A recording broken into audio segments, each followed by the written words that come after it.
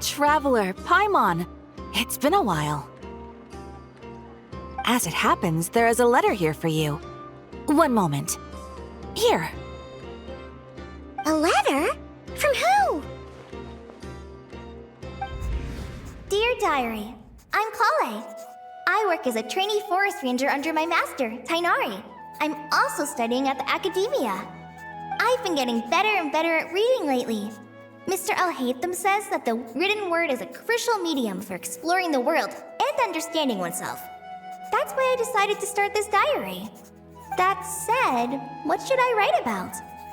Things are pretty quiet in Sumeria these days. Life is good. Every day is a fulfilling and happy one.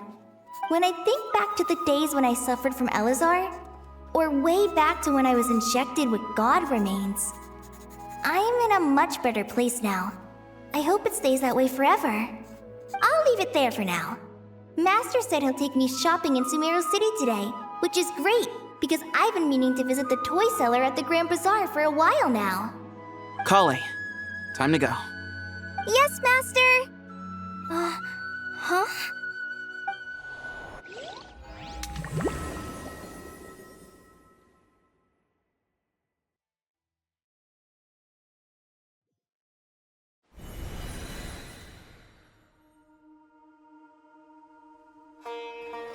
What's wrong, Kale? Is there something on my face? No, sorry. I didn't mean to stare. Did Master Tainari send you to pick me up? Master Tainari? What are you talking about? Tainari is the General Mahamatra. He's probably busy arresting criminals in Sumeru City. I mean, if that's what floats your boat, I can introduce you, but... Wait, Master Tainari is the General Mahamatra? But what about Mr. Sino? Sorry? Oh, you mean that guy who just joined the Vahumana Darshan? Rumor has it he's the leader of the Temple of Silence. If that's true, it's pretty impressive. Sounds like you've been getting to know more and more people since you joined the academia. That's great, but don't let your forest ranger duties fall by the wayside, okay? What's going on? Sethos is acting like he's my master, and Master Tainari has taken over Mr. Sino's job. Is this some kind of prank? If so, it's a weird choice of prank. But anyway, Sethos doesn't look like he's joking. What is this all about? Hey, you're zoning out again. I'm gonna buy some tools for the rangers. Why don't you stretch your legs a bit? It's been a while since you last visited the city, right? Wait! He's right. It has been a while since I last visited Sumeru City. Was it always like this? I mean, it feels familiar, yet somehow... something seems different. Is this really Sumeru City? Hey, did you see who just walked by? I think she's that famous merc. Yeah, it's gotta be her. That red hair gives her away. The Flame Mane. They say she can take down a dozen tough guys with just one hand. How will I ever save enough money to buy that custom-made axe with floral carvings from the blacksmith? To use as a weapon, of course. As Hussein's secretary, I must ensure his safety. Don't underestimate me just because I'm a homemaker. I used to be a mercenary in the Corps of 30. Peace is precious, but you must always be prepared for the worst. I heard that the sage disappears without a trace as soon as he gets off work. It's a little mysterious if you ask me.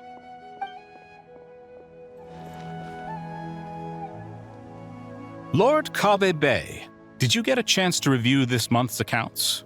Any feedback? You mean the version you sent over a few days ago? Yeah, I took a look when I received it. I was thinking that maybe our profit margin is a little excessive. I visited some of our commercial partners last month. Their earnings are very slim. Are you suggesting that we give up some of our profits for them? Well, since we have more than we need, yes. Making money for its own sake is pointless. Don't worry, I've already planned for it, and the numbers look fine. We can adjust the rates starting from next month. Also, about that designer you hired, I've had to revise his proposal 3 times now, but he just doesn't seem to... Let's cut our losses. Pay him his fee and send him on his way. I'd like you to get Layla on this instead. She was Cyrus's student, and she designed the Palace of Alcazarzare. Seems like a much safer choice. Who's sneaking around over there?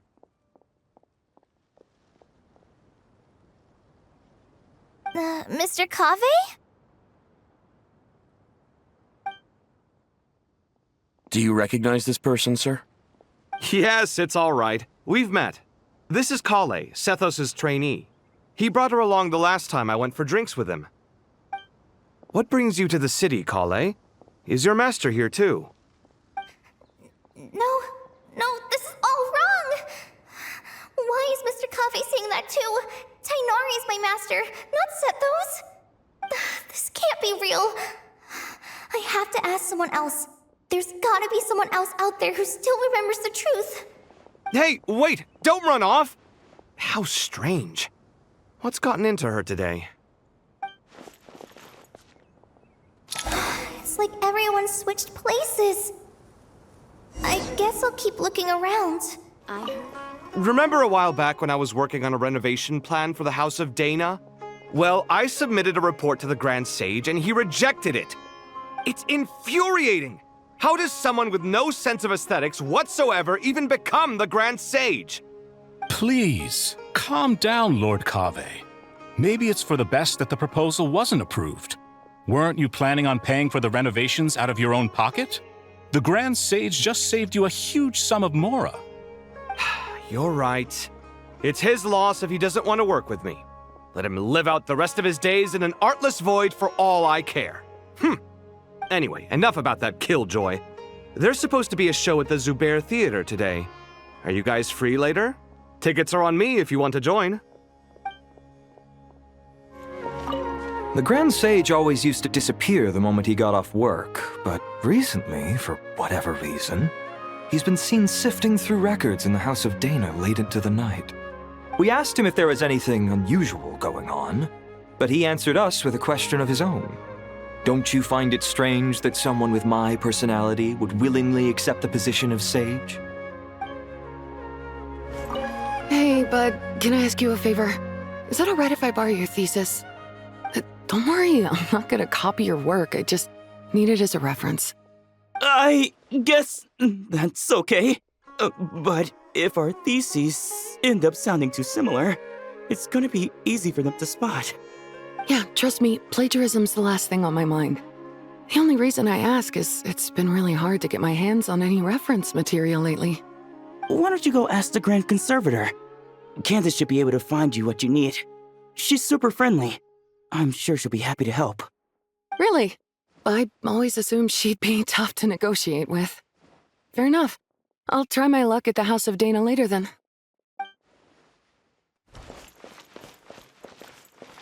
Would you like a cup of coffee? Would you like a cup of coffee? The store's been pretty busy lately.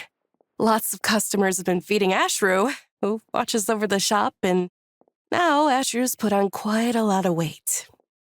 Maybe I should put up a sign saying, please don't feed the cat.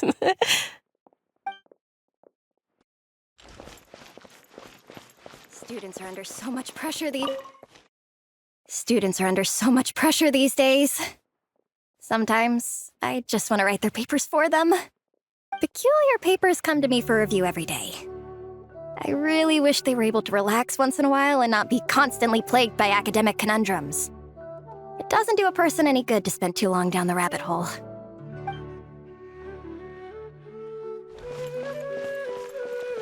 Lots of visitors today, I see. Welcome all. It's been a while. Hey, Rahman. You know that guy who sells face powder on Treasure Street? I haven't seen him around in a while. Any idea what happened to him? Oh, you mean a Hangar? Yeah, he got into a brawl with Shavirme on Treasure Street. He's been banned from setting up shop there for now. Seriously? Oh, well, that's a shame. I was planning to pick out some makeup for you. Oh, don't worry about it. The legendary Flame Mane discussing makeup with the Zubair Theater star dancer. Now there's something you don't see every day. Flame Mane? You know, I'm not actually sure when people started calling me that. Maybe the other Eremites thought I needed a fiercer title to scare people off? To be completely honest, I think the title would fit you better than me, Dia. You think? Can't say I've never imagined myself as a merc. If I ever give up the dancing, maybe I'll head to the desert and give the Eremite life a try. You would? Is that so strange? Oh, not at all. In fact, I've actually had similar thoughts before. If I ever get tired of sleeping out in the wild, I think I might go look for a job at the Zubair Theater. I've adored the dance of Sub-Zeros ever since the first time I saw you perform it. If the chance ever came up, I'd love to try it out on stage for myself. Really?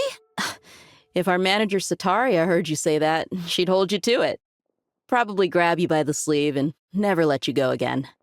Hey, when that day comes, I'll do your makeup myself. How's that sound? Sure. If the day comes, I'd be honored.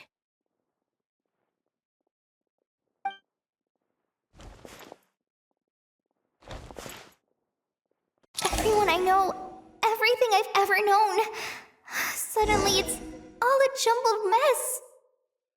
The question is, who's right? Them or me? My head feels so heavy. I can't think straight. Nilu, have you been to Aru Village recently? I've got a friend who I haven't seen in a while. I was wondering how she's doing. You mean Faruzan, the guardian of Aru Village? I saw her not too long ago. She seemed completely absorbed in her research. No change there, then.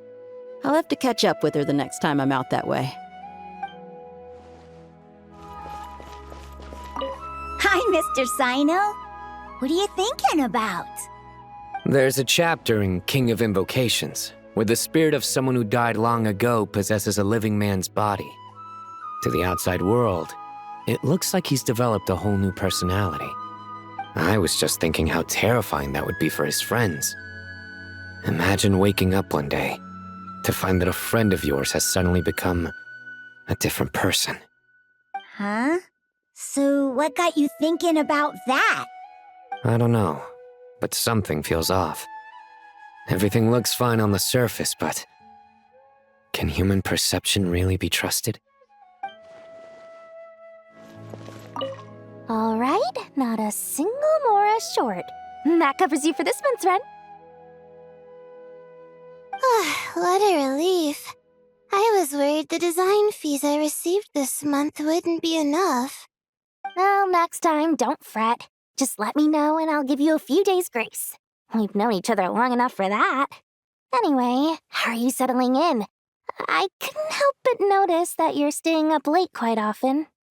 Yeah, I can't explain it. I just feel more inspired at night. Once I get in the zone, I can race through a whole bunch of drafts, no problem. But what about you? I keep hearing you sighing these days. Is everything okay? Well, it's just... Don't you think this house is a little small? I guess I should be used to it after living here for so many years. But for some reason, I've been feeling claustrophobic recently. I want to move somewhere bigger. Once I've made enough Mora, I'm gonna buy a huge new house. As big as... at least as big as the Palace of Alcazarzaray. That sounds really expensive. True. I'll never be able to afford it on a scribe's salary alone. I need to find another way.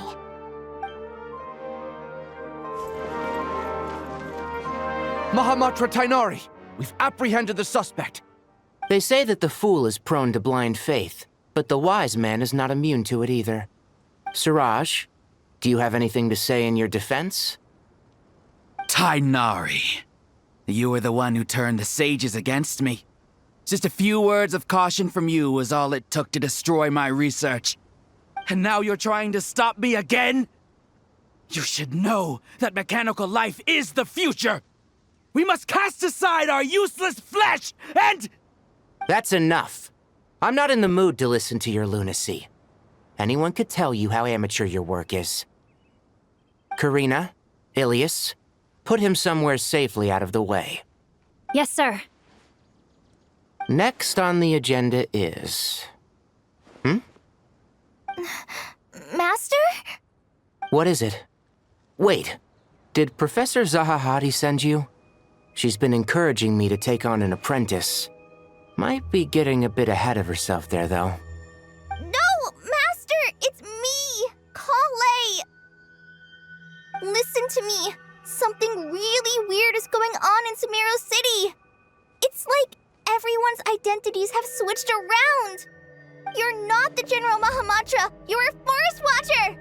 Just yesterday, we agreed to come to Sumeru City today to go shopping together and... All right, there's no rush. Let's back up a little. Your name is Kale, correct? Although this is our first meeting, you do seem strangely familiar somehow. Is there anything I can help you with? No.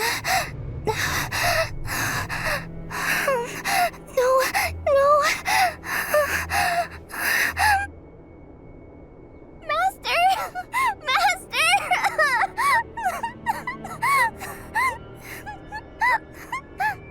What is it?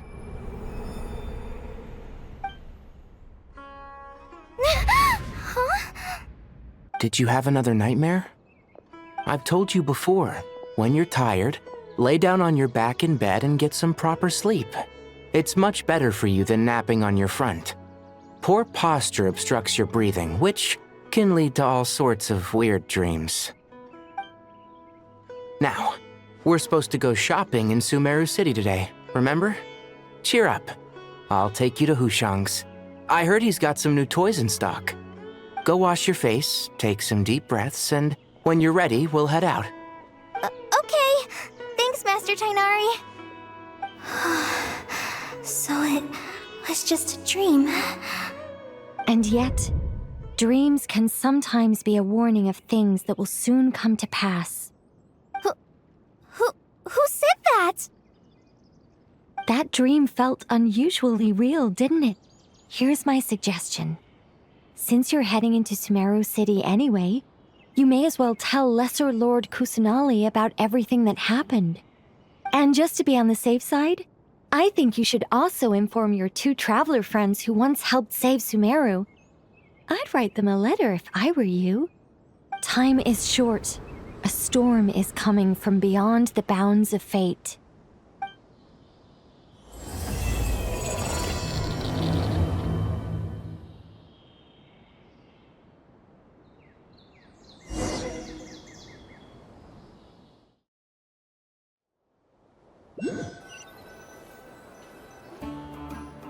What a strange situation. No wonder Kali was in such a rush to write us a letter.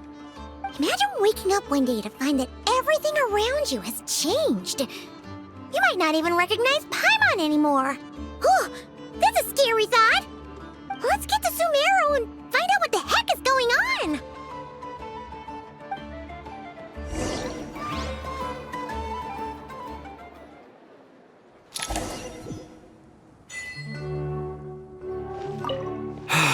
I can't believe I have to move so far away on such short notice. I made an automatic watering device so that my flowers won't wither and die while I'm away from home.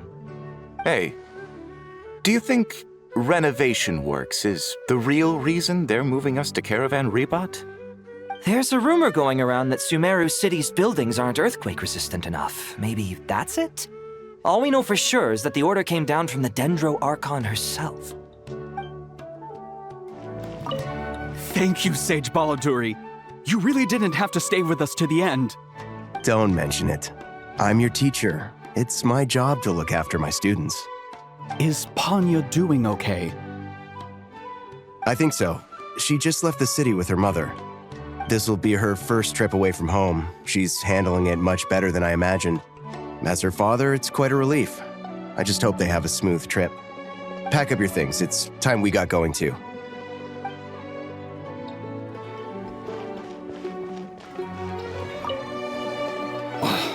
As if work and family aren't enough to deal with already. Now they're telling us to move to Caravan Rebot because of renovations? Huh. I bet it's just some vanity project. I don't trust the Dendro Archon, nor any of the sages. Especially not that new Grand Sage, what's his name, Nephis? If you ask me, he's the worst of the bunch. Hey, mister. Are you a robot? Shh! Look! He's pretending to be human! He definitely doesn't want anyone to find out he's a robot. I am a robot.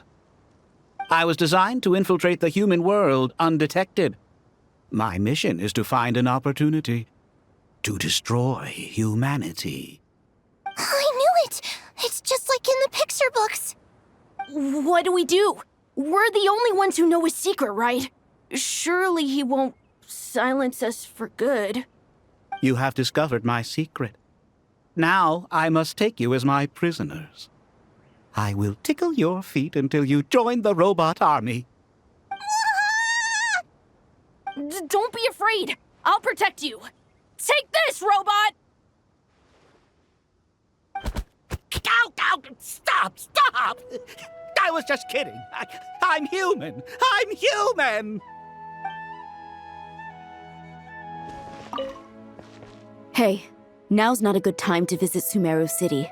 We're actually getting ready to move out ourselves.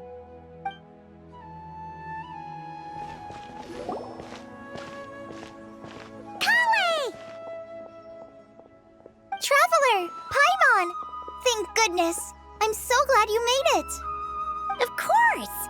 We won't let anything happen to you, Kale. So, what's going on in Sumeru City? Looks like lots of people are moving or something. Yeah, I was just gonna say. After I wrote my letter, Master and I went to Sumeru City and told the Dendro Archon everything that I experienced, from start to finish. She was silent at first. It seemed like she was deep in thought. Then the next day, we got told that she was ordering everyone to leave Sumeru City immediately and move to Caravan Rebot. The entire population at the city has to move? Not just Sumeru City. The evacuation also includes Lokapala Jungle, Avidia Forest, Ashavan Realm, and Ardravi Valley. Basically, everyone living in the rainforest must temporarily relocate to Caravan Rebot. Holy smokes! That's crazy! Yes, it's quite an operation. Even if people only bring the bare essentials, the scale is simply enormous. They've requisitioned almost all the Sumpter Beasts in Sumeru for the task, including the entirety of Dori's Sumpter Beast Park. The Dendro Archon said that what Kale experienced was not a dream, but a warning. After our meeting, she immediately summoned the 6 sages to analyze the situation and discuss countermeasures. They concluded that the events seen in the dream are very likely to become a reality, and that an unknown danger is rapidly approaching. Oh, please keep that to yourself. We don't want to cause widespread panic. The official reason they've given is a large-scale renovation of the rainforest ecosystem. People are skeptical, but there haven't been any major incidents. So far, at least. The Dendro Archon seemed really worried when we spoke to her. She said you can go visit her in the Sanctuary of Surasthana when you arrive. She also said she'd hold out until the very end. Tainari? Kale? You got a minute? I need a hand here. One moment, I'll be right there. As a forest watcher, I've been tasked with assisting with the relocation work. There's a lot to be done, and they need all the help they can get. This will be the final group of evacuees from Sumeru City. While they're away from home, they'll be heavily reliant on outside help. Thank you for coming in our time of need. As you can see, another crisis is upon us. Excuse me, sorry to trouble you, but could you help an old man find his medicine? It's buried somewhere in my luggage. Where's my mom? Where did she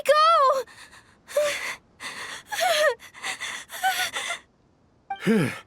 Don't worry, it'll be okay. Those items are worth a small fortune. Make sure you store them somewhere safe. You understand? I bet you thought you'd get away with this in the chaos, huh? Guess again. No petty thief gets past me.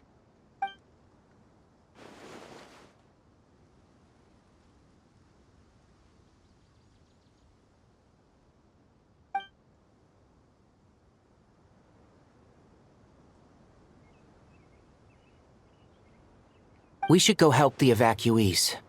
See you around. I'm so glad that you believed me and came all this way to help. It means a lot. Please stay safe. Don't worry. We may not know exactly what's going on yet, but as long as we stick together, we'll find a way through this. Goodbye! Look after yourselves! Will do. See ya!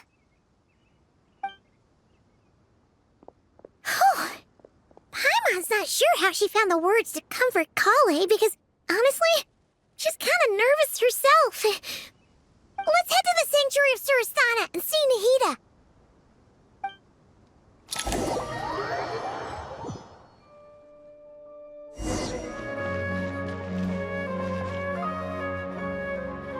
Who goes there? No one authorized. Are you blind? It's the Traveler and Paimon. Surely you've seen them before. Huh? Oh, so it is. I'm sorry, I haven't been sleeping well lately. My nerves are a little frayed. The Dendro Archon is in a very vulnerable state at the moment. Mahamatra Sino is concerned that our enemies might choose this moment to strike, so he's ordered us to strengthen our defenses. Just seeing you two again already puts our minds at ease. Please, enter. I'm sure everyone's expecting you.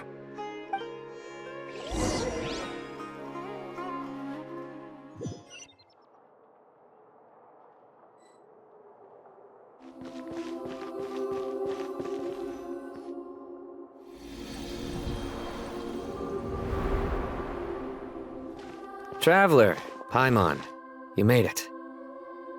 Aha! Perfect timing. Reliable helpers like you are just what we need right now. Oh, it's good to see everyone again. Kale gave us a rough idea of what's going on, but we still have a lot of questions. What kind of danger is Sumeru City in exactly? And how come everyone has to move to Caravan Rebot? At this stage, we can't be certain. We're investigating, but no definitive answers yet. I take it that Kale told you about her strange dream? Yeah. Apparently, everyone in Sumeru City was acting super weird. Even you guys. It was like you'd all switched places. That's right. Kale and Tainari reported the situation to the Dendro Archon. She believes that it wasn't merely a dream, and that whatever it was has something to do with Irminsul. It's a reasonable inference. Only through Irminsul can people's memory and cognition be so significantly modified in such a short time. We don't know why Kale would dream of these things, nor who was trying to warn her. The Dendro Archon decided to connect to Irminsul to investigate more thoroughly. Irminsul is connected directly to the ley lines. The tree serves as a central hub where the ley lines converge, and its core function is to record and store the world's knowledge and memories. But something has gone awry, severely compromising the performance of this core function. Information is bottlenecking inside Irminsul, hampering the ley line's flow. If this continues, new information will languish unrecorded, with existing records thrown into disarray. In short, the souls of the dead will be stranded, while the living have their sense of reality warped. In the long run, Kale's dream could well become a reality. And that's just the beginning. There's no telling what other nightmares could end up coming true.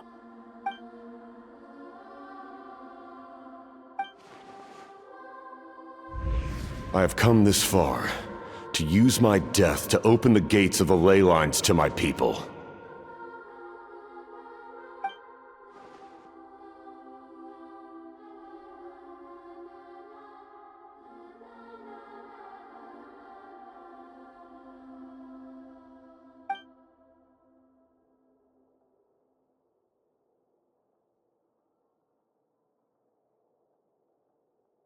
Faced with a growing backlog of information, the Dendro Archon decided to connect herself directly to Irminsul and take over the recording and processing function herself. But it is an almost impossible task. Individual brains aren't equipped to deal with the sheer volume of knowledge and memories involved. All that information flooding in at once would instantly fry any human mind. And for a god, even for a god, the suffering must be unimaginable. The Dendro Archon's power originates from Irminsul. Any issue with the tree itself takes a toll on her to begin with. On top of that, she's subjecting herself to the grueling task of processing all that data. It must be torture for her. And despite all of this, she is somehow finding the strength to investigate the Irminsul situation from within and send us her findings. I finished analyzing the latest data. Looks like our working theory was wrong. There's no signs of Irminsul having been attacked from the outside. So it's internal then? Some sort of disease, perhaps? No. I've spent half my life studying the ley lines. If Irminsul malfunctioned this easily, the world would have met its end long ago.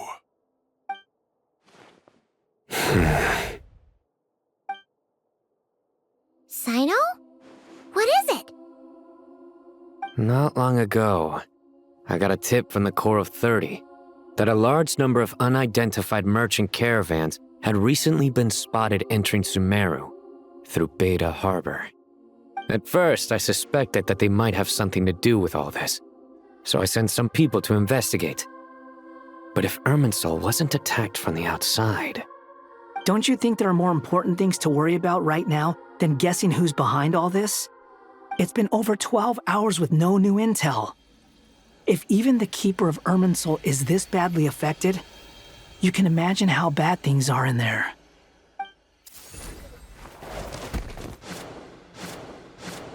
Dendro Archon.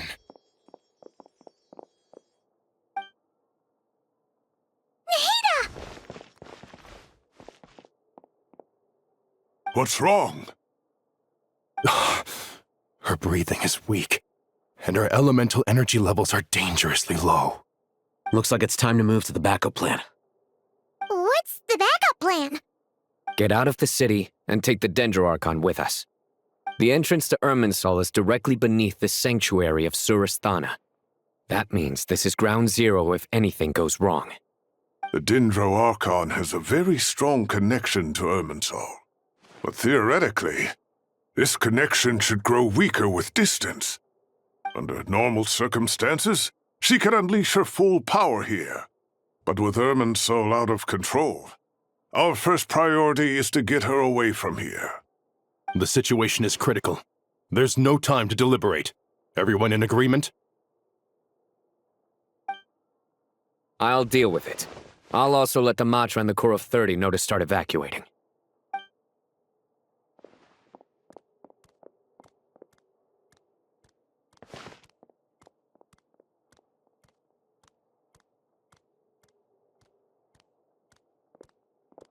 Let's go. No sense grieving when there's nothing more we can do. Agreed. We'll be back as soon as this is over.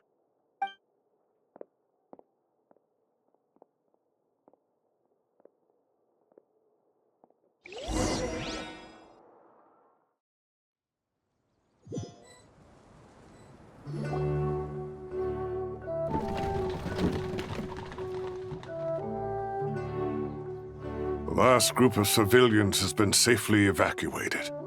Dendro Archon's carriage will travel with them. Sino and Hat Guy will protect the convoy. With the Dendro Archon in a coma, we've lost our means of investigating the situation. And with Irminsul still deteriorating, we have no choice but to evacuate Sumeru City. Feels as though we're being pushed along by an invisible hand. Stop moaning, Cyrus. We're the teachers here. We should be showing a little more confidence, don't you think? A wise judgment. Let's move out to Caravan Rebot.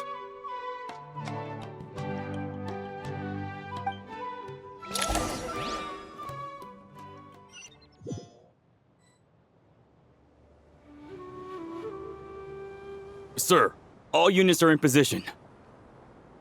Good. Everything is going to plan. Interfering with Sumeru City is a necessary step, so do not hesitate. The Irminsul situation will not harm you. We need to speed things up here, too. We don't want to keep our client waiting, do we?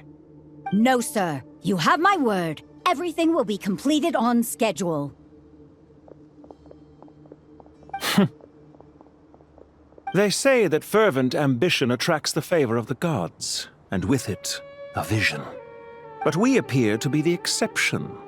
So, is our ambition not strong enough? Or does it threaten the very foundations of this world?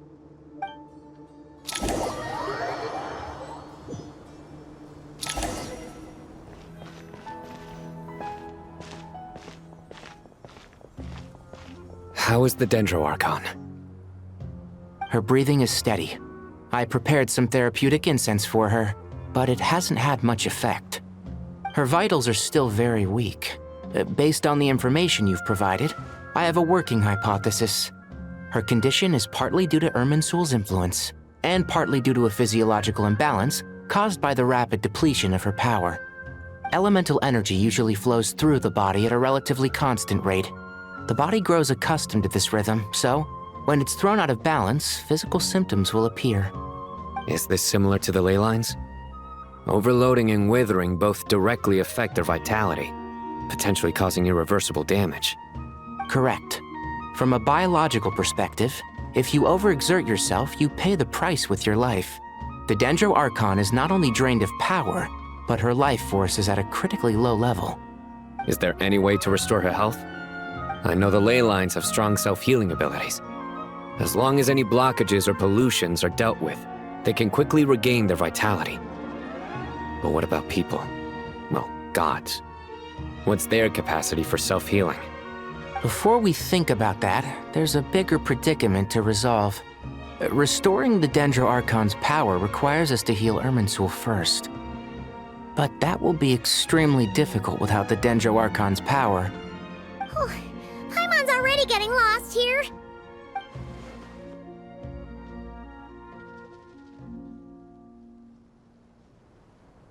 Master Tighnari and Sino look so serious.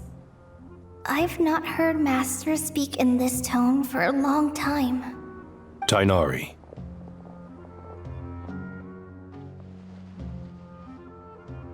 Master Nephis, sages. Tighnari, haven't seen you in ages. Have you gotten taller? Or did your ears get longer? Hopefully the former, Uncle Baladuri. Sino, where's Professor Cyrus? I thought he'd be with you. He went out into the wild to investigate the situation. He said that the Irminsul anomaly will likely start to affect the real world soon.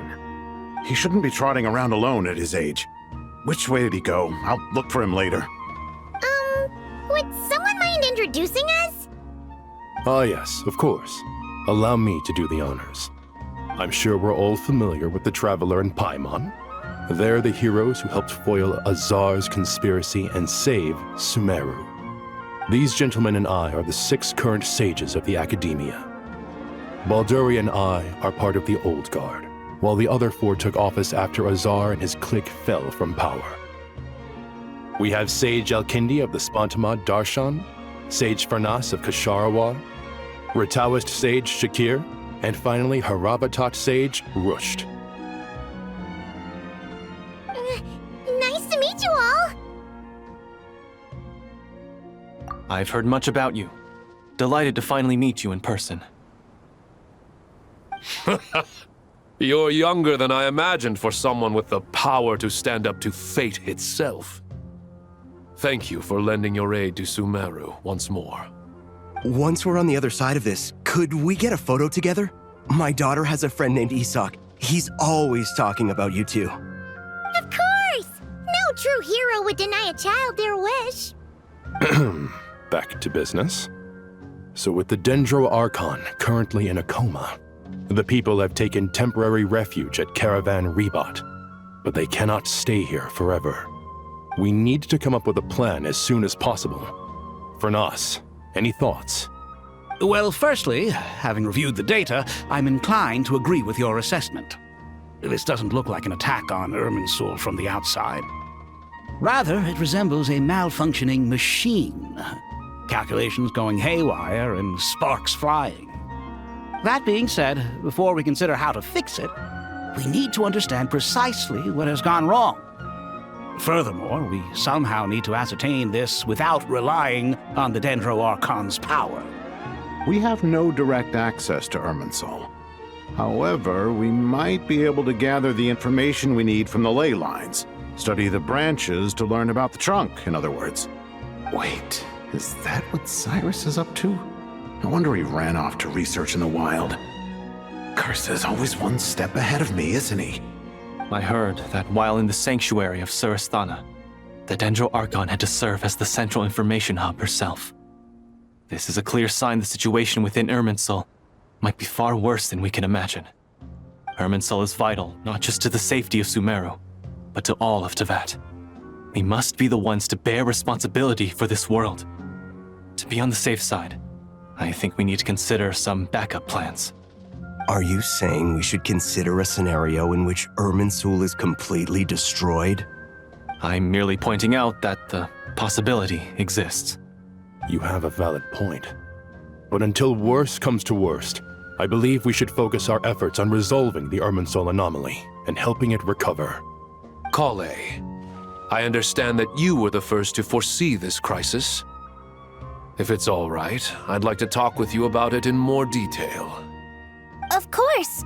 But even I don't know how I came to have that dream. If there are no signs of external damage, could it be a stress fracture? Metals tend to suffer from this issue with long-term use, and Irminsul has existed for centuries, after all. It's possible, but surely a stress fracture would be more likely to cause a complete shutdown rather than chaos. Sages, General Mahamatra, sorry to interrupt, but something has come up. What happened? Some citizens didn't believe that Sumeru City was really in any danger. They slipped away and hid during the relocation, intending to return home. How many people are we talking? About a dozen. Sakura found them while on patrol, but they appeared to be suffering from psychosis. For whatever reason, they were trying to kill each other. By the time we arrived, there were only 2 survivors. One was unconscious from their injuries. The other tried to attack us, but was subdued. Where did this happen? Near Yasna Monument. That's not far from Caravan Rebot. Master. I know. The Irminsul anomaly is beginning to have effects in the world. I didn't expect it to spread to Yasna Monument so soon. It almost feels like we're being chased relentlessly, with no time to catch our breath. Sir Cyrus said the same thing. He sent me back to report in, while he continues investigating. I'll go join him. Count me in too. Don't let my age fool you, I can still fend for myself. Very well. Meanwhile, the rest of us will continue discussing our next steps. Get back soon. Take care of yourselves. It's getting dangerous out there.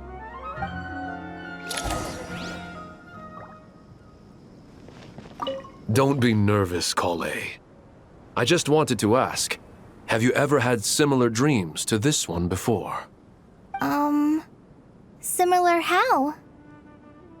Dreams so vivid, they seem real. Filled with strange or dangerous things that you cannot explain. Let me think. There was one time, I don't remember it very clearly, but I saw fire.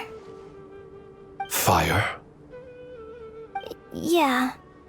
I wish I could give you more details, but all I remember is fire everywhere.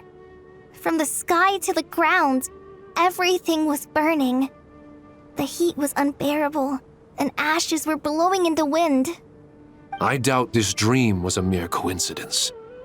Perhaps it was some kind of prophecy? And yet, you've never studied astrology. I'm at a loss to explain it.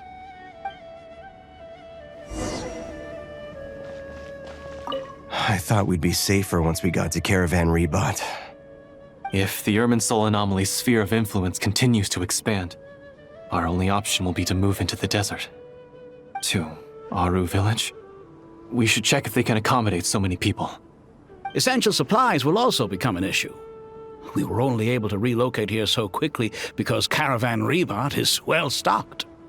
If we move to the desert, we'll need to carefully calculate how much food and water to bring. Thank you for everything, Tainari. Don't worry about me. I'm fine. But if you don't mind me saying so, Master, you're looking a little nervous yourself. I only just got appointed as Grand Sage, and now this happens. It's quite overwhelming. Looking back now, I don't think I handled the situation with Azar very well at all. Yes, I protested, but I went about it the wrong way. Instead of helping, I just ended up getting locked away. Now that I'm the Grand Sage, I have to be responsible for everyone's lives, including the dozen or so who fled to Yasna Monument.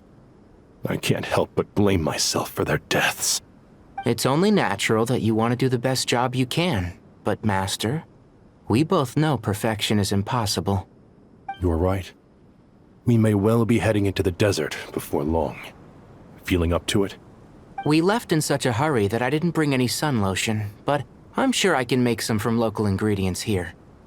That was a big part of my graduation thesis, after all. Still remember?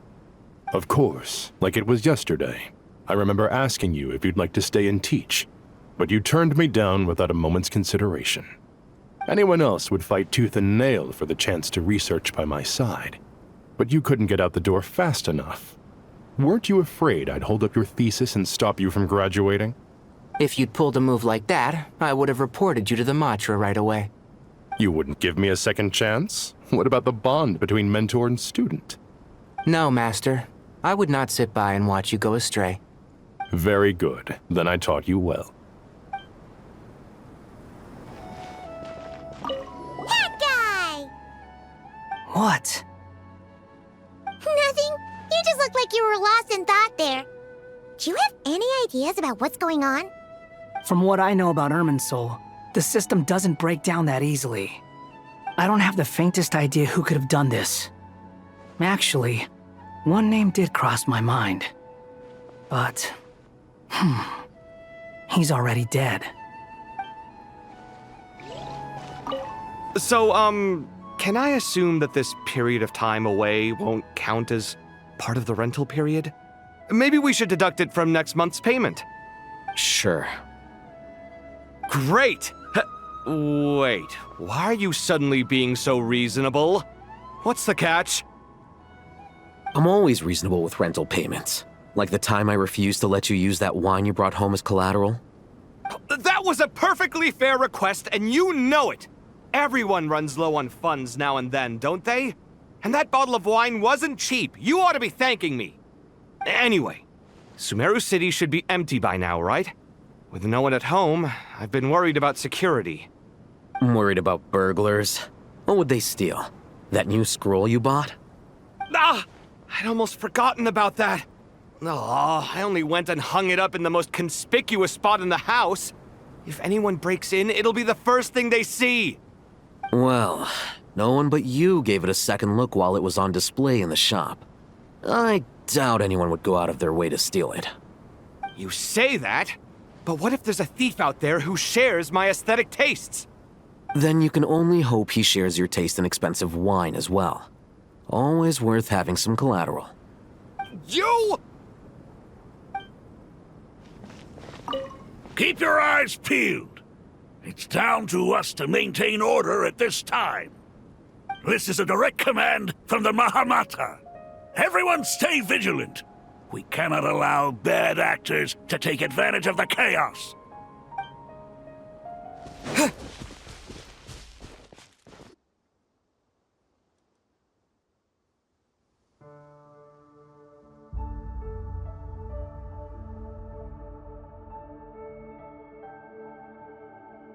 Please, don't go any further. As you get closer to Sumeru City, there's no knowing what dangers you might encounter. So this is our mentally disturbed man? I'm going to gut you all!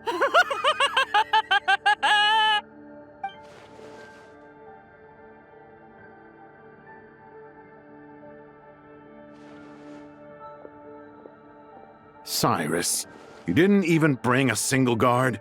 Do you think you're some sort of warrior? It's fine. Come here and look at this. Oh, it's... That's right. Flowers that bloom from openings in the ley lines, indicating some sort of anomaly. I don't believe I've ever seen a color like this before. Did you discover it nearby? Not just here. Way over there, too. They're everywhere. There's even more in that direction. How did you ascertain the situation further ahead? Didn't you just say that we can't go beyond this point? Yes. This area is relatively safe so far, but if you continue forward, delusions will start afflicting your mind. However, some vision-bearing mercenaries were able to maintain their sanity a little better. They're the ones who brought back news from further afield. Sino, do you remember the class I taught on dissecting ley line blossoms? I do, Professor. I received full marks in that course. Good. After all these years, it's time to put that knowledge into practice. There must be anomalous information hidden within these blossoms. Alkindi, I'll need your help as well. Been a while since we worked on a project together, hasn't it? Sure has. Well, what are we waiting for? Let's get to work. Anything we can do to help?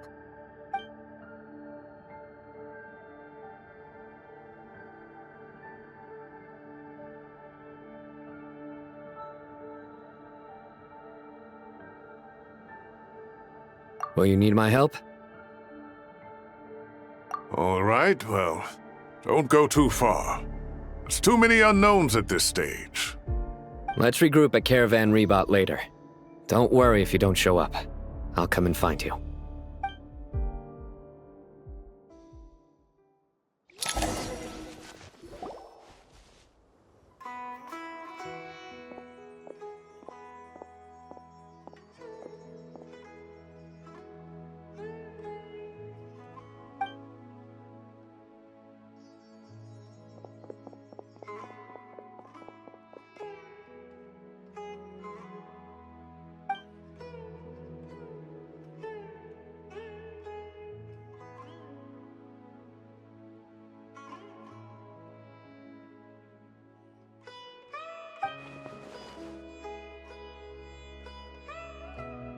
That should be the heart of Oasis. All we need to do is light it with the fire seed, and it'll restore a pep with elemental power.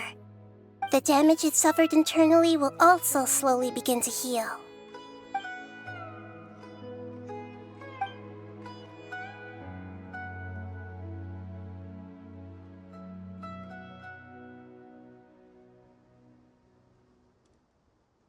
What is it? You thought of something? Really? Then let's get back and tell the others!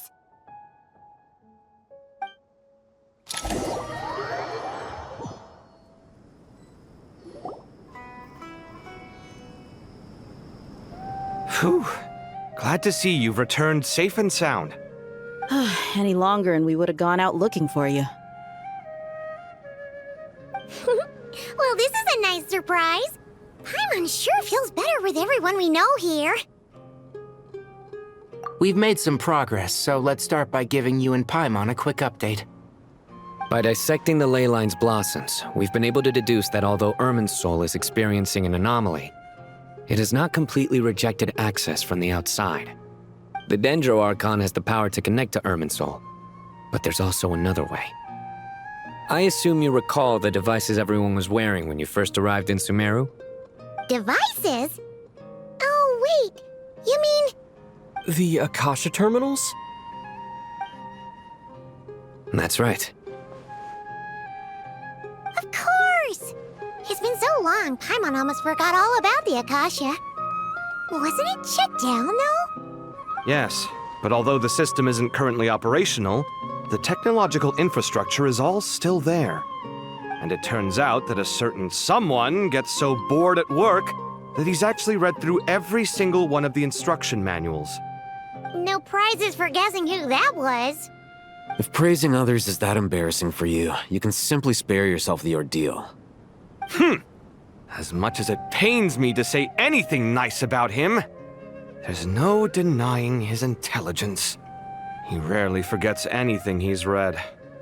The Akasha is exactly what Sumeru needs at this moment. Between us, we should have all the knowledge and expertise we need to get it up and running again. But if I recall correctly, doesn't the Akasha need a gnosis to function? That's exactly right. The Akasha relies on the Gnosis as a power source, and in its absence, we'll need to find an alternative. To tackle this problem, it looks like we'll be relocating once again. Namely, to the Temple of Silence. Ring any bells? It's the only major institution in Sumeru dedicated to preserving the knowledge of King Deshret's civilization. You might find the answers you're looking for hiding there. I agree. There's a good chance. Master Nephis and the other sages have discussed it. As the chaos from Irminsul continues to spread, Caravan Rebot won't be a safe haven for much longer. We have to move into the desert next.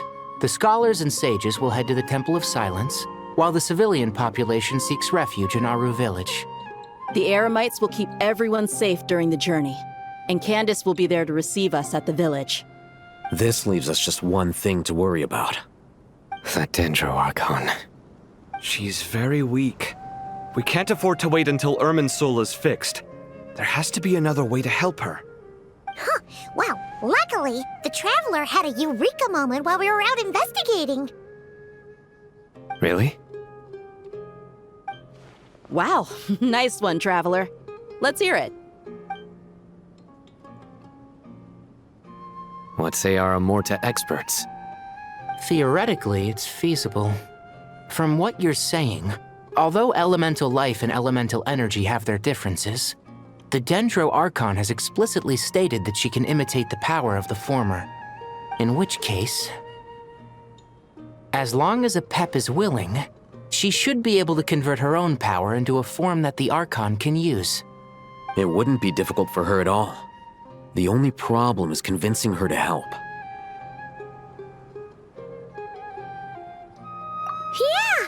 Even though she wasn't exactly friendly the last time we met, she didn't refuse to talk with us. When she realizes the danger that Nahida is in, surely she won't turn a blind eye to it. Well, hopefully not. Either way, we're not exactly spoiled for choice here. Hey, it's better than having no options at all. I agree.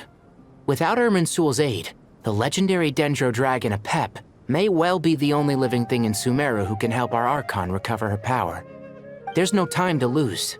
I'll bring this proposal to Master right away. If he and the other sages agree, we'll split into 3 teams.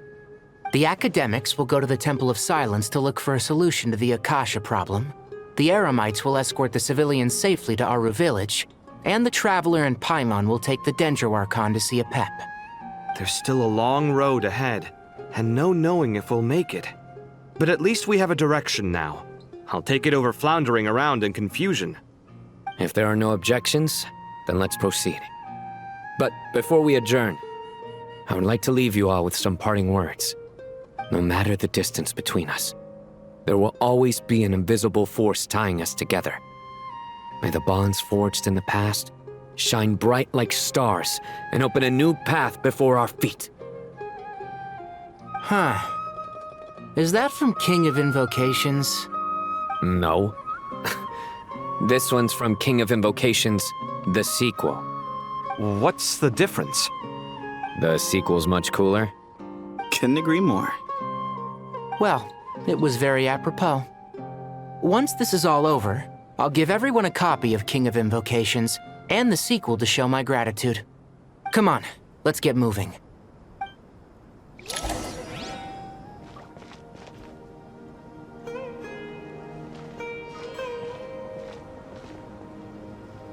Tainari has brought me up to speed. I approve of your plan of action, but we can't proceed with everything right away. The people need to rest. For many of them, this will be their first time in the desert, so we'll need to find additional personnel to help escort them. You two, please go on ahead with the Dendro Archon. Let's rendezvous at the Temple of Silence later. No problem. We got this. Words can't express my gratitude, so let me just say, I hope everything goes smoothly for all of us. Goodbye for now. All right, let's get going. If Paimon remembers correctly, the last time we saw a Pep was in... Traveler, Paimon.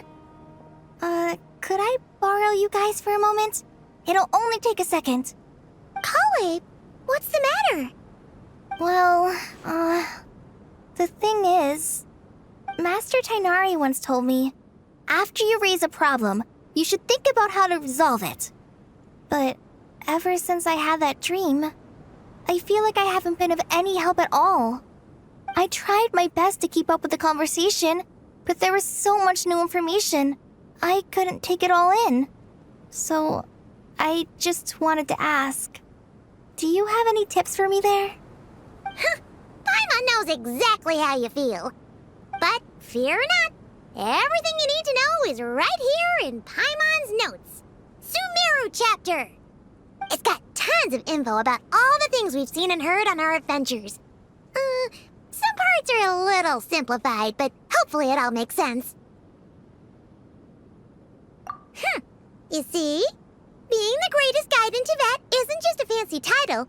It takes a lot of hard work. Paimon doesn't always understand the things you're talking about with other people. Whenever that happens, she notes down the confusing parts and goes over them in her own time. This is perfect. Could I borrow it? Sure. Matter of fact, you can keep it if you want. Paimon has another copy. The spare copy was originally meant for the Traveler. Paimon used to worry that one day he might not need a guide anymore, so she wanted to have a gift for him, in case we ever parted ways. But it doesn't seem so necessary nowadays. We have so many more places to see together. One copy will be enough for both of us. Thank you so much. But still, these are your treasured memories. I think I'll make my own copy and then return the original to you. Anyway, that was all. I won't keep you any longer. Have a safe trip. See you again soon. See ya! Alright, time to bring the Hida to see a Pep. Let's hope that old grouch is in a negotiating mood. Hey, here's a thought. If we brought Nervalette along, do you think he could help us persuade a Pep to help? Actually, never mind. In a Pep's eyes, Nervalette's probably one of those dragons who's grown too close to humankind. They might end up fighting for all we know.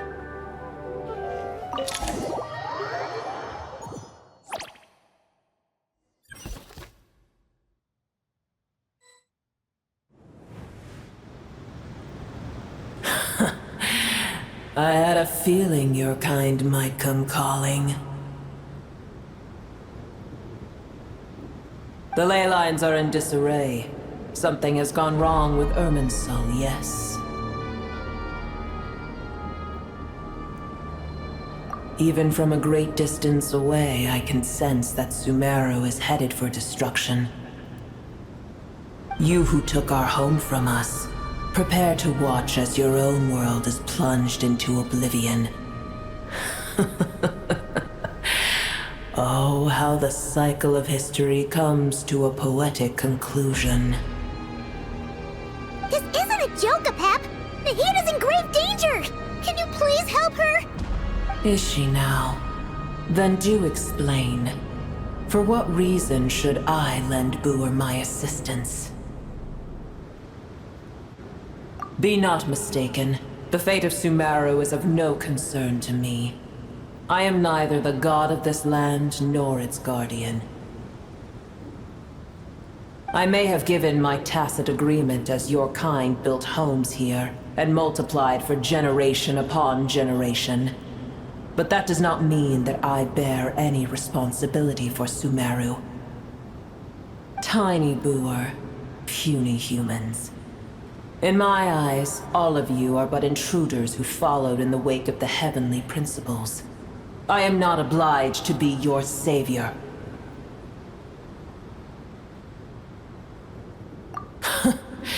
The age of the dragons ended long ago, and the world that replaced it is under the dominion of the heavenly principles.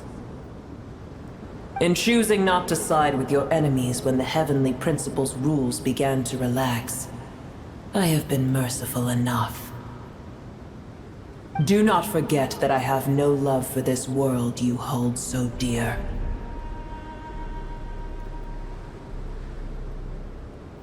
Apep, if you truly despise gods and humans so much, well, after the great humiliation of being helped by a god in the past, shouldn't you be jumping at this chance to balance the scales?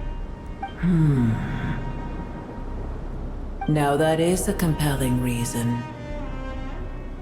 When El Ahmar plotted against me and I was tortured by forbidden knowledge, it was Booer who saved me from agony.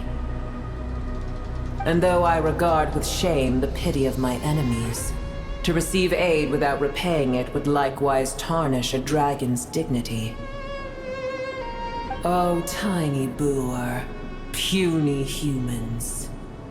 Just this once I shall deign to show you the true power of dragonkind. Whoa! It's happening again! We're gonna get sucked in!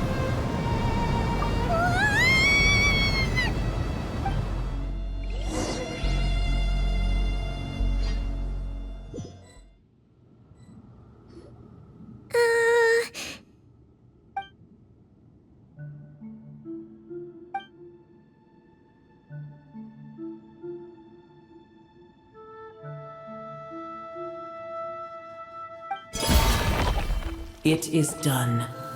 The heart of Oasis is supplying her with life force as we speak. It shall not be long before she recovers. But I should warn you. Booer's existence is closely intertwined with Irminsul. Unless the issues plaguing it are resolved, she will never completely recover her former strength. Thank you. Spare me your words of gratitude.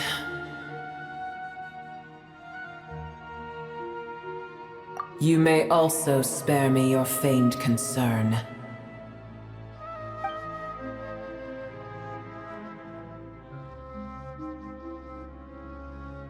A dragon's sovereign's power is far greater than you can imagine. While I was indeed weakened when the heart of Oasis ran dry, providing Tiny Booer with a morsel of my life force shall have little consequence for me. Oh, good to hear.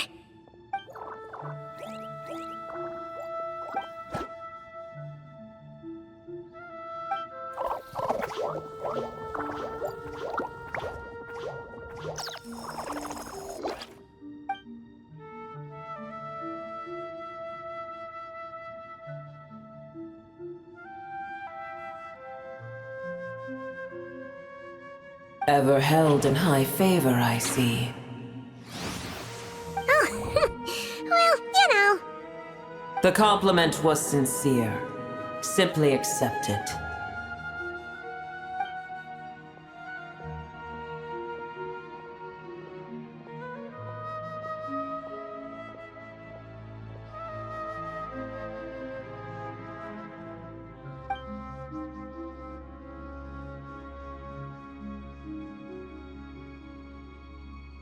I did once.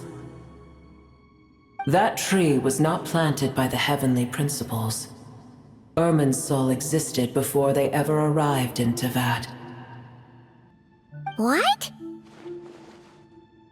There was a time when it belonged to Teyvat, to dragonkind. Its appearance and function then differed greatly from today.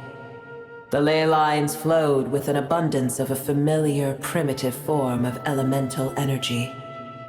You may know it as the power of the Light Realm. The heavenly principles usurped and refashioned Irminsul, made it serve humanity, and used it to anchor the fate of the world. Yet in the end, humanity has failed to protect it. Heavenly principles, God of gods. It makes me sick. The enmity between your kind and mine can never be bridged. As things stand today, holding a grudge against you would serve no purpose. But there will come a day when we reclaim this world for ourselves. The opportunity will arise no matter how long we must wait. I can already sense that far away from here, the Hydro Dragon has wrested his authority from the hands of the usurpers. Though we have yet to meet, I know that we are both preparing for our revenge day and night. Uh-huh.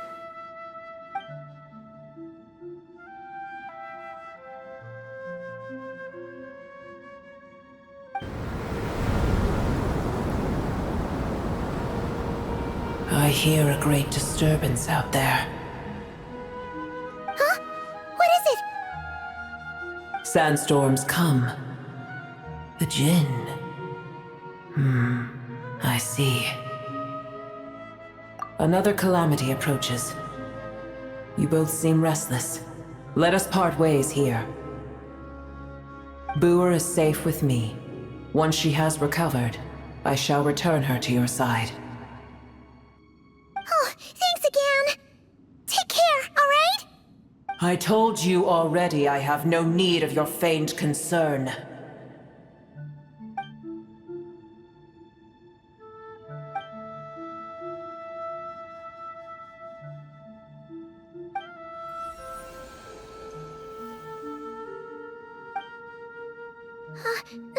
Nahida? You're awake! Are you okay? Cease your interrogation. Yes, she awoke for a brief moment, but she has now lost consciousness again. Take it. We shall talk more at another time.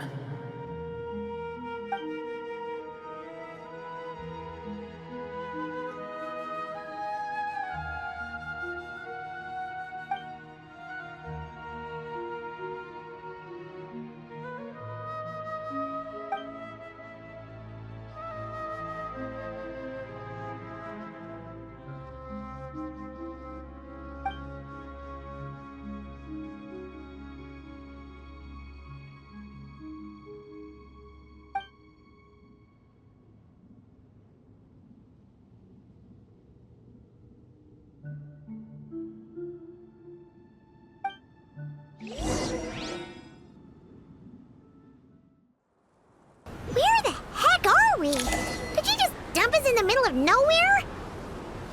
Wait. No. Paimon remembers now. The Temple of Silence is over that way. Come on, let's go find the others.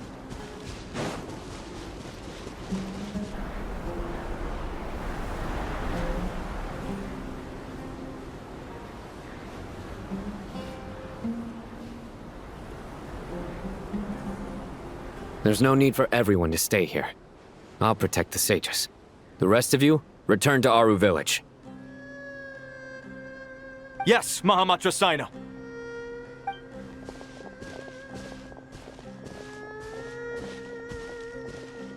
Sino! What's going on? You're back. How is the Dendro Archon?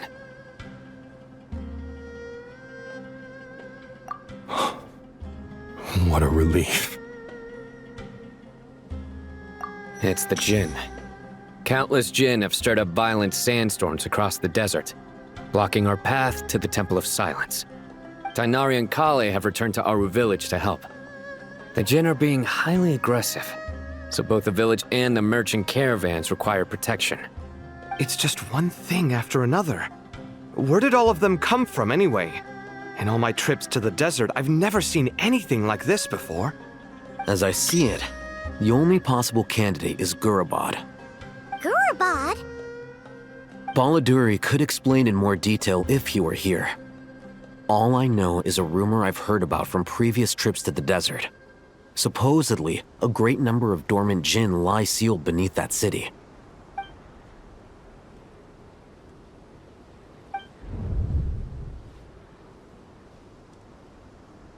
Gurabad is, for me, a fated land.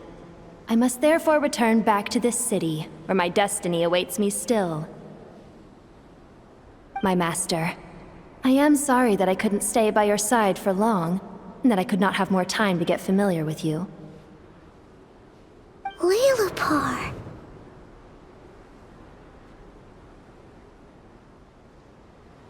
Yeah, we once said goodbye to a friend there. Well, maybe not a friend exactly, but someone we met on the road anyway. She was a strange bottle.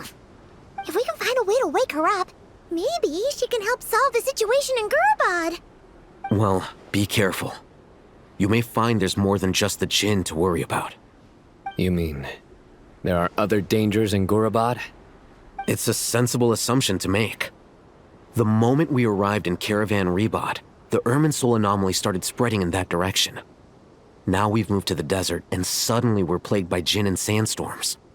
To call it a coincidence would be a stretch. Don't worry, we've gotten a lot stronger since our last stint in Sumeru.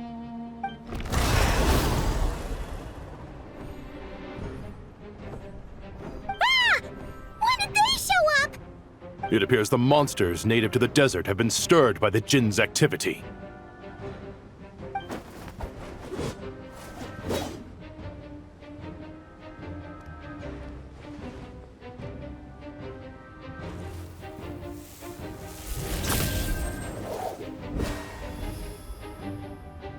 You should get going. We'll take care of things here.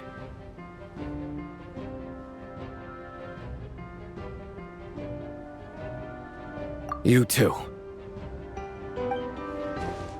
Don't do anything too risky. You got it?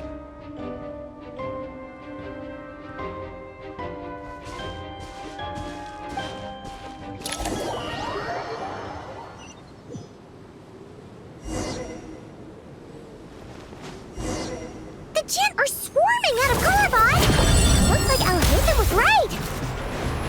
Let's get inside and see what's going on! They just keep coming! How many of these things are there? We'll never take them all round! Let's just head further inside for now! Target spotted! All units at the ready. The Fatui?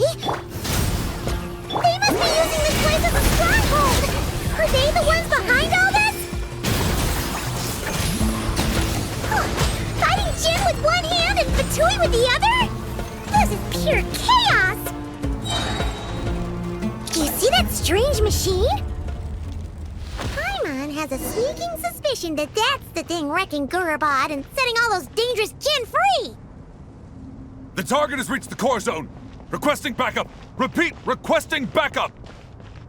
Backup en route. Stop him at all costs. Careful! We're back again! From the sky!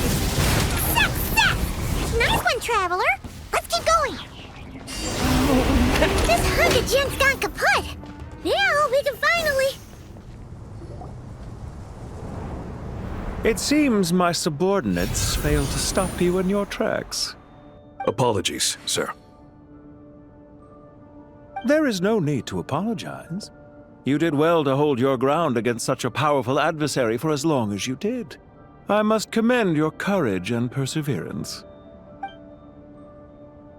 So, you're in charge here, huh? First the problems with Irminsul, now this mess in Gurabad? Are you the ones responsible for all this? I'm afraid I cannot answer that. I assume you aren't naive enough to expect answers from an enemy. Ugh, this guy is so snooty! However you want to spin it, you're clearly involved in this somehow. So you can either start talking, or we'll have to make you talk. Let's get him! Traveler, what's wrong?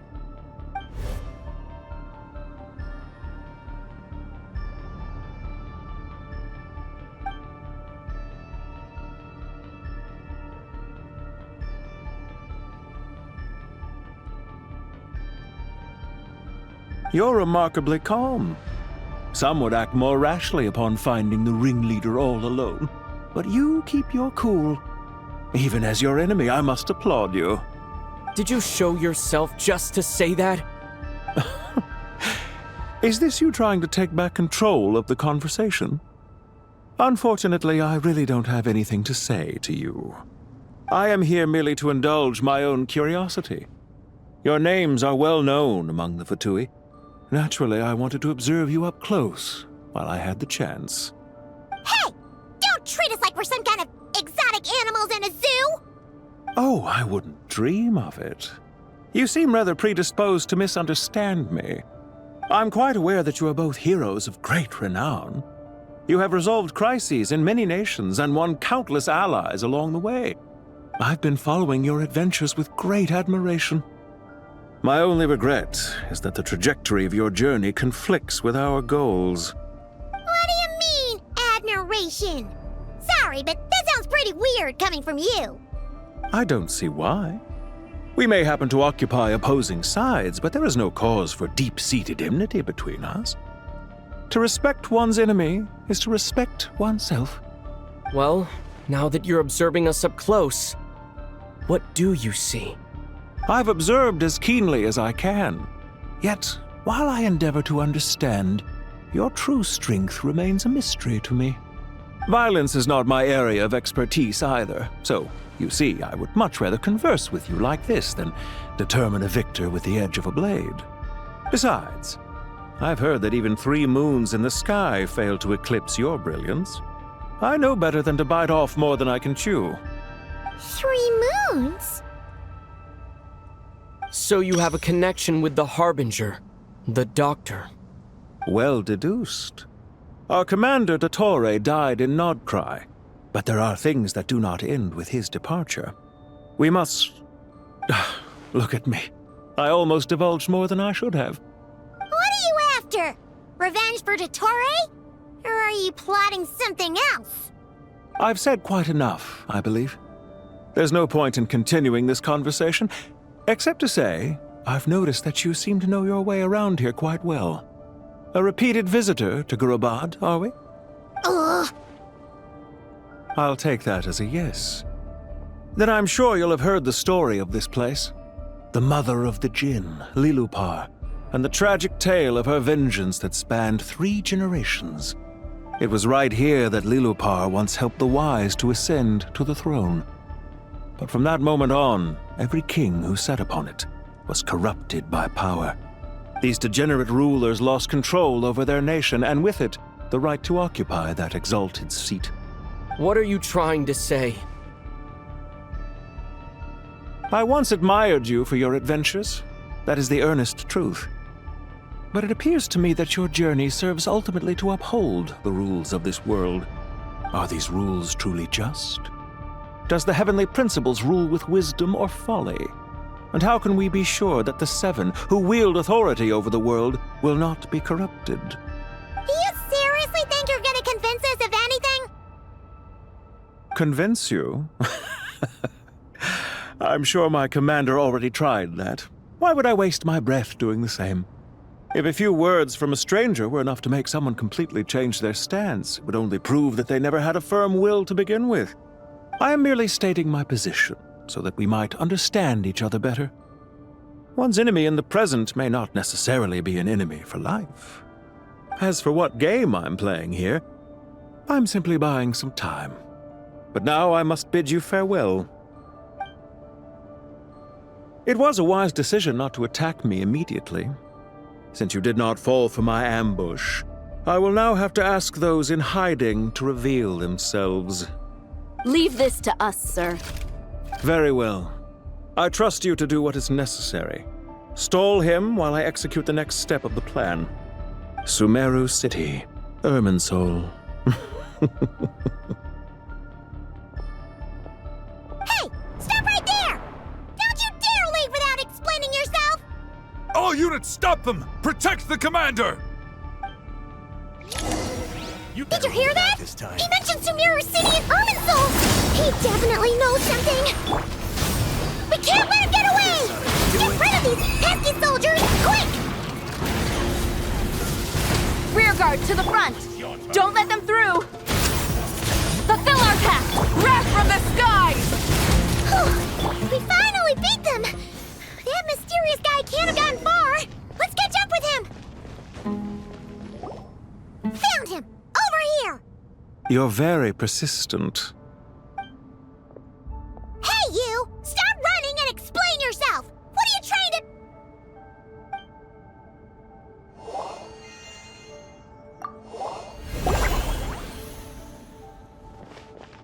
What's this? Relax. A small trap like this won't be enough to hold you. The sandstorms from Gurabad will die down soon enough, but this small window of time was all we needed to launch the next phase of our plan.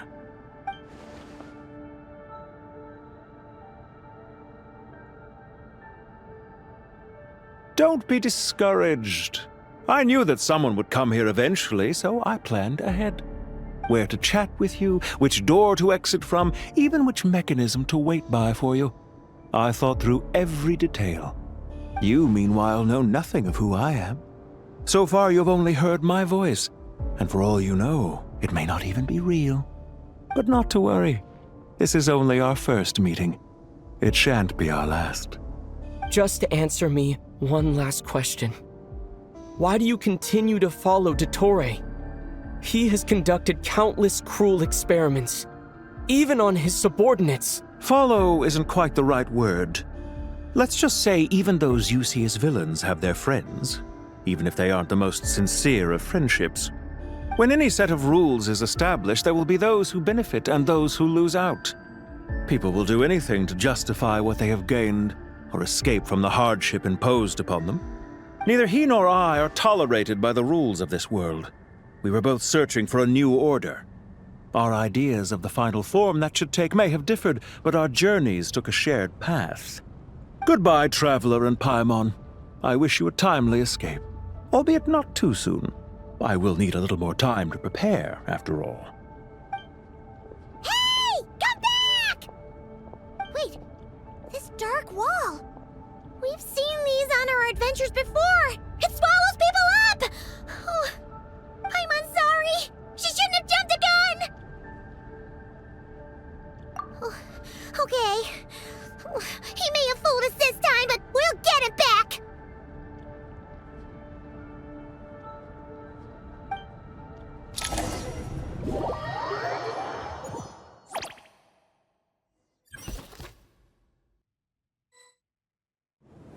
Sino and his team are guarding the north. We'll take this side. There's so many Jin. We can't let them get into Aru Village. Don't fret. I am well prepared for this situation. Huh. So you have a solution? Perhaps you're unaware that I have a trusty genie partner of my own, Plumpy. If I send her to negotiate with the others, this whole thing will be resolved before you can say Mora. Off you go, Plumpy!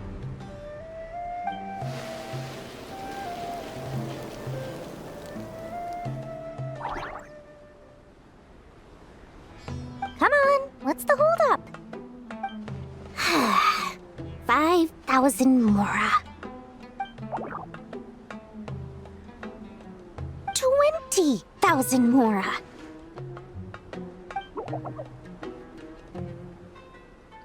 100,000 Mora. Final offer. Ah, so she's a hired partner.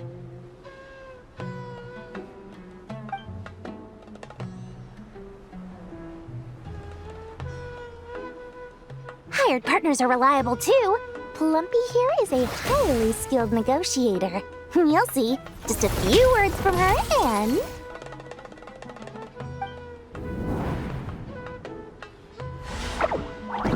Plumpy! Don't you, Jin, have any respect for the rules? This was supposed to be a negotiation! How dare you treat my messenger like this? You wanna play rough? Two can play at that game!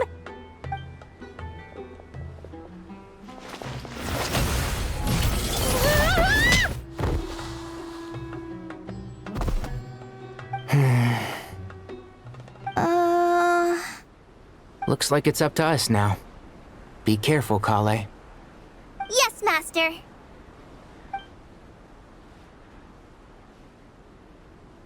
What happened? How did I pass out?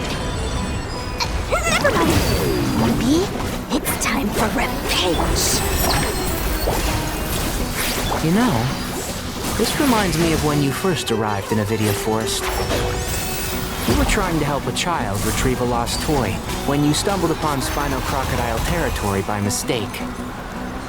Yeah, I remember. Our first time fighting side by side. Fighting side by side? I seem to recall swooping in to rescue you with a team of forest rangers. Please stop. Here's the goods!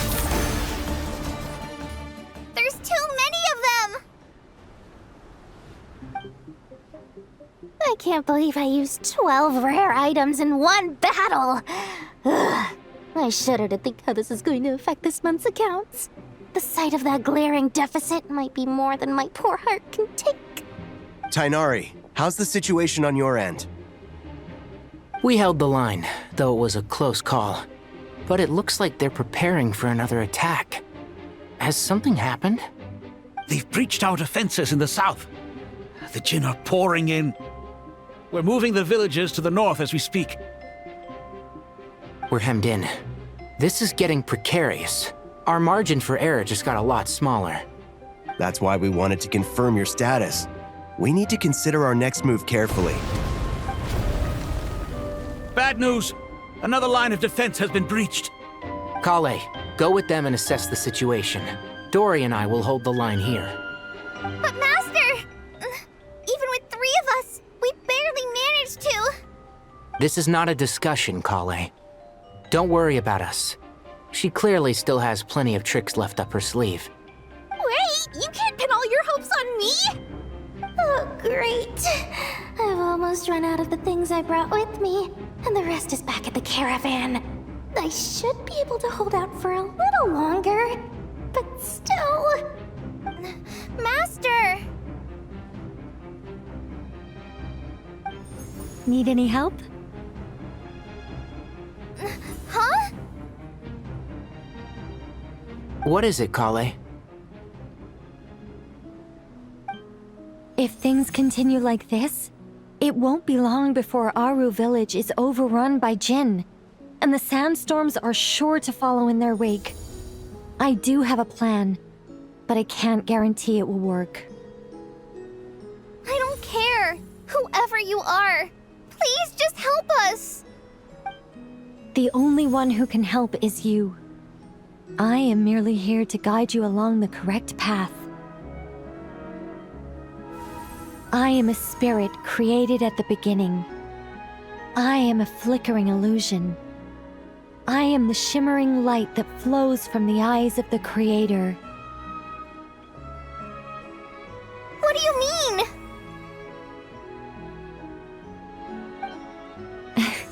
It doesn't matter. You don't need to understand it. Just repeat after me, one line at a time. Watch out! Jin incoming! I am a spirit created at the beginning. Here goes nothing! I am a spirit, created at the beginning.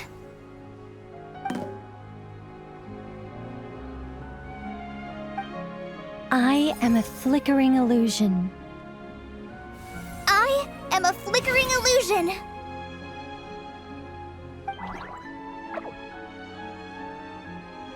What's wrong, Plumpy? I've never seen you so agitated before. But how do you... Do you know what Kale is reciting?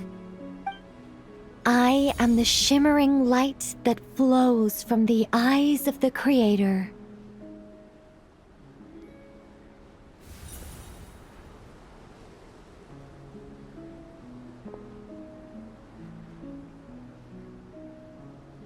I am the shimmering light that flows from the eyes of the Creator!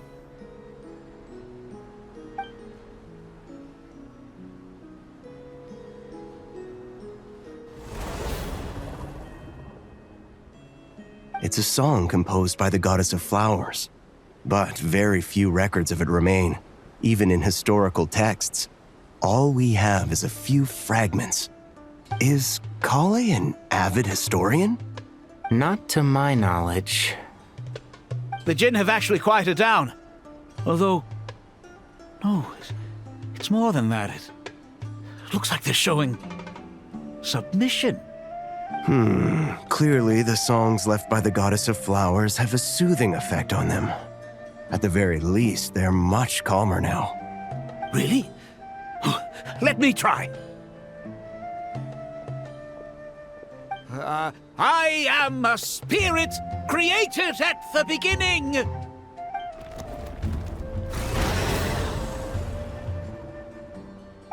Don't stay away! I'll stop! I'll stop! It seems like the song only works when Kale recites it. But why? Kale.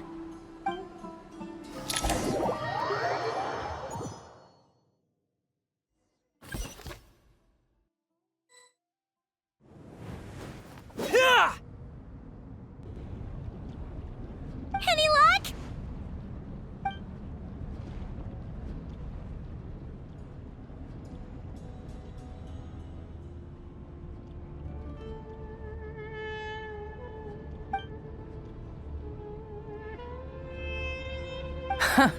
When I heard that loud rumbling in the distance, I thought the shifting sands had bust open the gates to some ancient treasure vault. Turns out it was just you guys. Huh? Wait, that sounds like... It's been a long while. Did you miss me?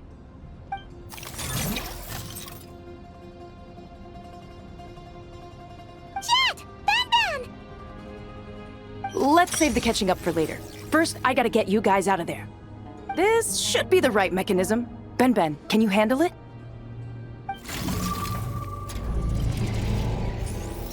There we go. Come on, let's leave this place.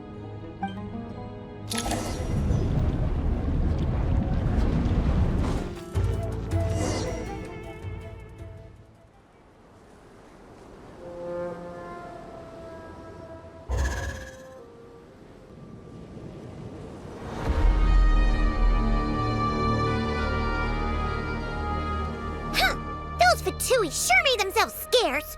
It's like they were never here. The Fatui? They came to the desert again? Yep. No idea what they're planning this time. They were being very coy about it. How have you been, Jet? Well, since we last met, I've started my own band of mercs. We've actually made quite a name for ourselves. Oh, yeah. On a slightly different note, I have some good news. I finally took care of Masaira. Not much to write home about. It was just another day. Found his hideout. Dragged him out of his cozy little bed. He tried to talk me into seeing his point of view, as usual. But I'm way past that by now. There was nothing he could say to save his life. What about you guys? Bet you'd forgotten all about me and Ben, huh? Of course not! We're super duper best friends! Wow. Sounds like I should make time to visit some other nations too. Anyway, what brings you to Gurabad? Oh, right. Paimon almost forgot. We're here to look for Lilupar. Oh, that bottle? Yeah! We need her power to calm the Jinn and stop the sandstorms. Here's hoping we actually manage to find her, after all the trouble we've been through. Surely with everything's been going on in Gurabad, she must have woken up, right? Only one way to find out. Let's see. She should be around here somewhere. Aha! Found her!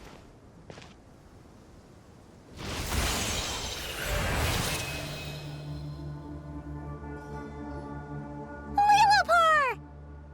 What a long dream that was. It's been a while, my master. Oh, and you're here too, little wildcat. The four of us back together again. Imagine that. After we last parted ways, I merged with the land beneath Gurabad to suppress the dark calamity stirring in the depths. It rekindled the flame of vengeance within the Jinn, depriving Gurabad of any hope of peace. I fought against it for a long, long time, until one day, I sensed a change in a foreign land to the west. Suddenly, the pitch-black abyss fell silent.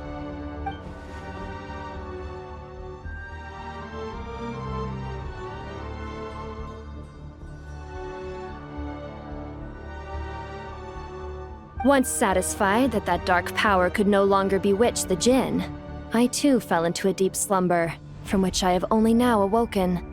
Why have you returned to Gurabad, my master? And why is my sand-swept homeland in disarray once more? Well, basically, Sumeru's in danger and a lot of our friends are affected. Some bad guys messed around with Irminsul and now they've released the Jinn in here. We managed to chase off the culprits, but we have no idea how to seal this place back up and stop the sandstorms. Child's play. I shall quell the Jinn and scatter the storms. Thank you, Lillipar. No need to thank me, my master. I have granted many wishes in my time, and this was the most trivial of them all.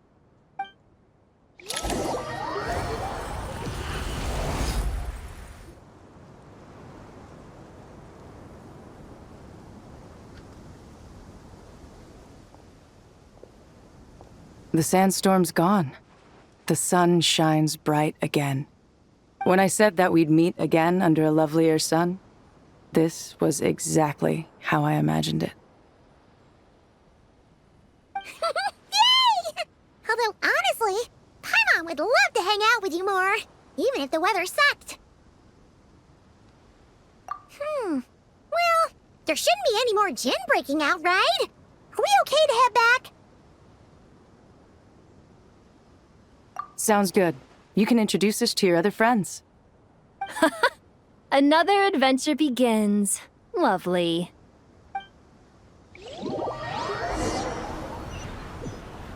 The storms have stopped! We should be able to get to the Temple of Silence without any problems now. Time to regroup!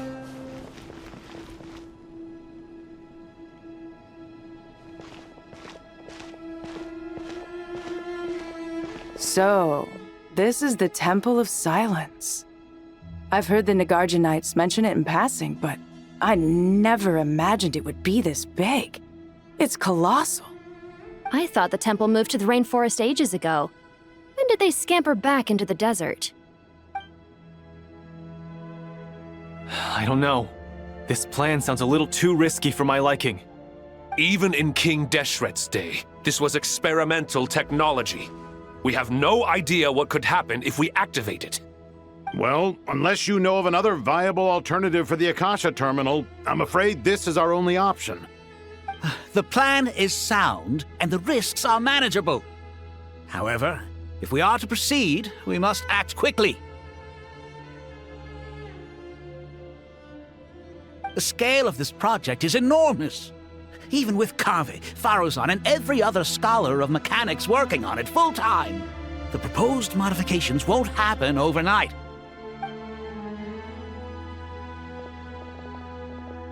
You're back. Everything all right? And who are they? Friends of yours? Pretty much everyone in the Temple of Silence is. This guy's Kave, and the one next to him is Alhaitham. Hello, I'm Jet, and this is Lillipar. Oh. A famous name from the history books. Pleased to meet you. A friend of a friend is a friend of mine, as they say. Who's they? Huh? Do people not say that? Not in the desert. Friends you can trust, but friends of friends? Gotta keep an eye on them. Still, I do trust the Traveler's judgment. I'm sure you're good people. The sandstorms have calmed down. I take it the Gurabod problem is resolved? What did you find?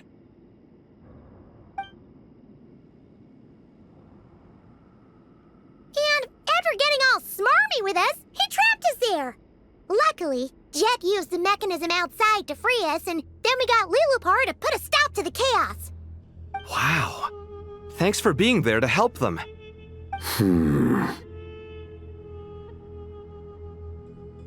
So, this mystery man openly admitted that he was merely a Harbinger subordinate. Yeah? Is there something weird about that?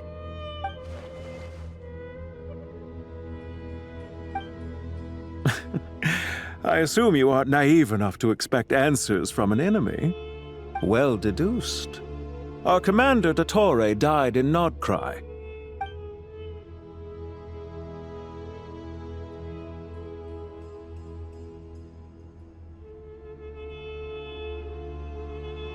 Are you wondering about his true identity? Or do you think there's a big conspiracy behind all this? I wouldn't go as far as to call it a conspiracy. Just the simple fact that having someone to shift the blame on tends to prove useful should trouble come knocking later. The most important thing for now is to solve the immediate problem. Perhaps that man knew you wouldn't have the resources to investigate his background and so didn't put much effort into disguising himself. This is all getting a little cryptic for me. I'll let you guys talk while I take a walk with Lilupar. Jet? Aren't you with the Blazing Beasts? What a coincidence. Didn't expect to run into you here. We're mercs. You can run into us anywhere. Who's this with you? So, did you find the solution you were looking for in the Temple of Silence? You bet we did. This place is incredible. It has everything. So far, we've discussed a plan and verified its feasibility. Building a new system from scratch is out of the question. So our only option is to modify the Akasha using certain resources we hope to find in the mausoleum of King Deshret. According to certain sources in the Temple of Silence, there is a core device in King Deshret's mausoleum known as Aru. Little is known about this device in academic circles, which suggests it was hidden quite effectively. If these sources prove correct, the energy contained within Aru may be sufficient to power our Akasha renovation plan.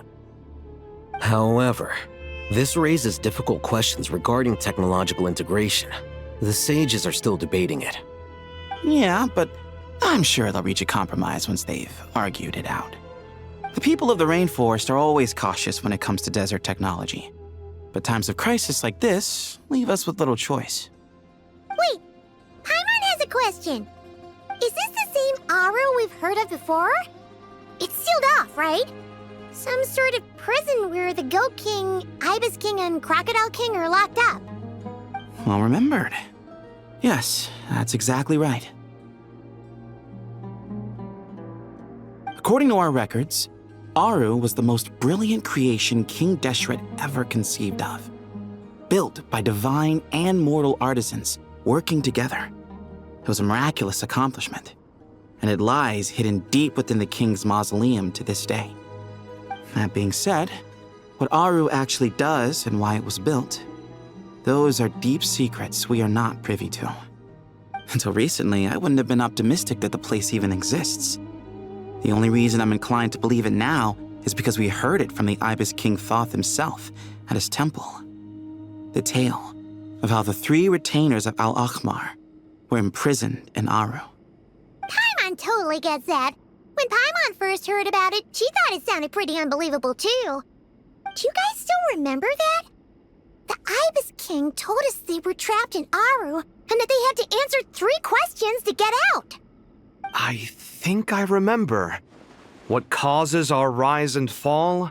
What obliterates love and hate? And what determines truth and falsehood?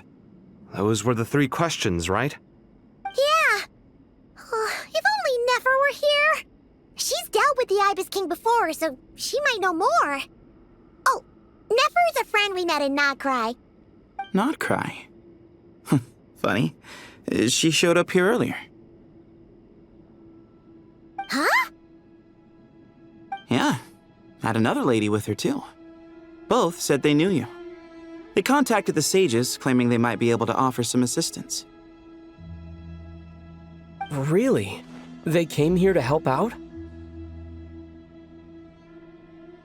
Yes, really.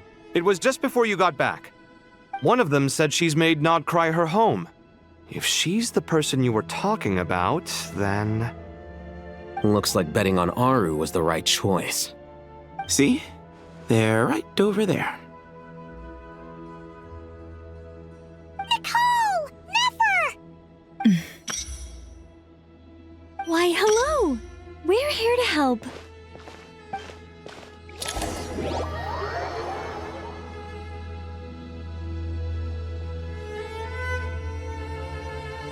It's a good thing we left early. We almost got locked out. Locked out? What do you mean? Oh, you haven't heard? An invisible barrier has appeared around Sumeru's borders, cutting off all travel in and out. No one can leave and no one can enter. Sumeru has become a lonely island. Are the Fatui behind this too? Actually, no. This has nothing to do with them. I suspect it's a defense mechanism within Irminsul itself. Irminsul is the source of Tevat's ley lines, after all, and Sumeru is the nation closest to it. I imagine this function was put in place to seal the entire region off in the event of serious damage, preventing the disaster from spreading to the rest of Tevat. It may have been implemented long ago. But doesn't that mean that the people here won't be able to escape to other nations if the anomaly keeps spreading? Currently, that does appear to be the case, which is precisely why I am here. This is a critical moment for the world, and Sumeru is the eye of the storm. Paimon's surprised you managed to convince her to come back to Sumeru. Indeed. Even for someone of my wisdom and eloquence, this tested my skills to the limit. And why should it concern me that Sumeru's in trouble? Surely you don't think I still have feelings for that place? Judging by your tone, I suppose you don't. Sounds like you don't know much about my past. And here I thought you knew everything. All I know is that the Ibis King is the source of your power. He was quite a prominent moon envoy once upon a time, so I do know a thing or two about him. As for your past, I have ways to learn the full story if I wish to. But everyone has secrets they'd rather keep to themselves, wouldn't you say? I'm glad you see it that way, Miss Nicole. I've chosen to call Nodcry home, which is why I did my part in its hour of need. That doesn't mean world savings become a habit with me. I have no particular desire to play hero in Sumeru, thank you. I understand. Human emotions do not appear and disappear without cause. There is always a reason to be found behind both salvation and destruction. Still, if time has taught me anything, it's that human emotions are often complex and in conflict. That's why people change their minds about things all the time. But that's where we angels come in. Our duty, ultimately, is to guide people towards their deepest, truest desires and help bring them to fruition. So I wish to hear about your past, because I do not believe you are motivated by hatred alone. And if we still arrive at different conclusions in the end, that's okay.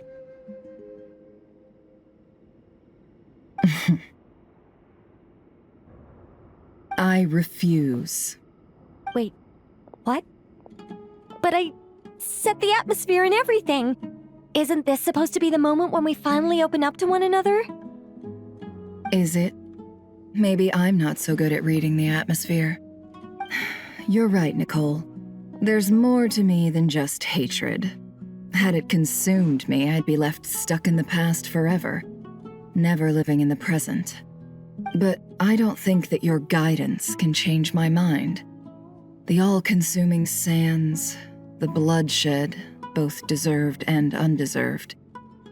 Those old emotions cling to me like a shadow. Do you wish to shake them off? No. I hope to remember them forever. Those emotions and memories shaped me into the person I am today. They'll always be a part of me. In that case, would you like to hear my perspective, at least? Sure. It's not every day you get to hear an angel's opinion. A long, long time ago, when the angels still walked freely upon the earth, I found life tedious. Monotonous work, lukewarm relationships. Things weren't nearly as interesting as they are now. And yet, since the angels' demise, I have found myself missing those days on more than one occasion. Human emotions are often attached to a person, a place, or an object. When those things are gone, the memories quickly fade, and the emotions slip away along with them. If Sumeru were destroyed, both rainforest and desert would be no more. With the object of your hatred wiped from existence, it would not take long for the memories buried deep in your heart to slowly fade. Both love and hate are intense emotions, but they are nothing compared to the void left behind when they disappear. Most sophisticated, Miss Nicole. But anyone focused on the future could only ever applaud the destruction of the things they hate. Still, I'm a special case. Someone once told me that human memory is more selective than a Mora-hungry merchant choosing between customers. We all need a reality check once in a while, so we don't forget the truth. As much as I dislike Sumeru, this is no way for it to perish. All right, you win. I'll help you out a little, but I won't work for free. How much will you need? You're not gonna milk this for all it's worth, are you? What do you think? I'll be upfront with you. I don't have much more on me. If that's what you need, I could borrow some from Alice. Or perhaps I could pay in sculptures. The ones I carve are actually worth quite a lot. Just cover my travel expenses. Huh? Is that all? That's all. Given all the people I owe favors to, I can just about justify a trip to Sumeru. Yehoda! Here, boss! What do you need? I'm going back to Sumeru for a while. While I'm away, you'll be in charge of the curatorium. Me? I'm in charge? Whoa! Don't worry, boss. You can count on me! And that was how the ingenious Angel Nicole brought you the perfect person for the job in your hour of need. Hip hip hooray! That was far more detailed than necessary. Not lacking in embellishment either. I never thought I'd return. Especially not the desert. But life doesn't always go as planned, I suppose. What's Candace up to? I don't think I've seen her yet. She is still taking care of things in our village. Should be joining us before too long.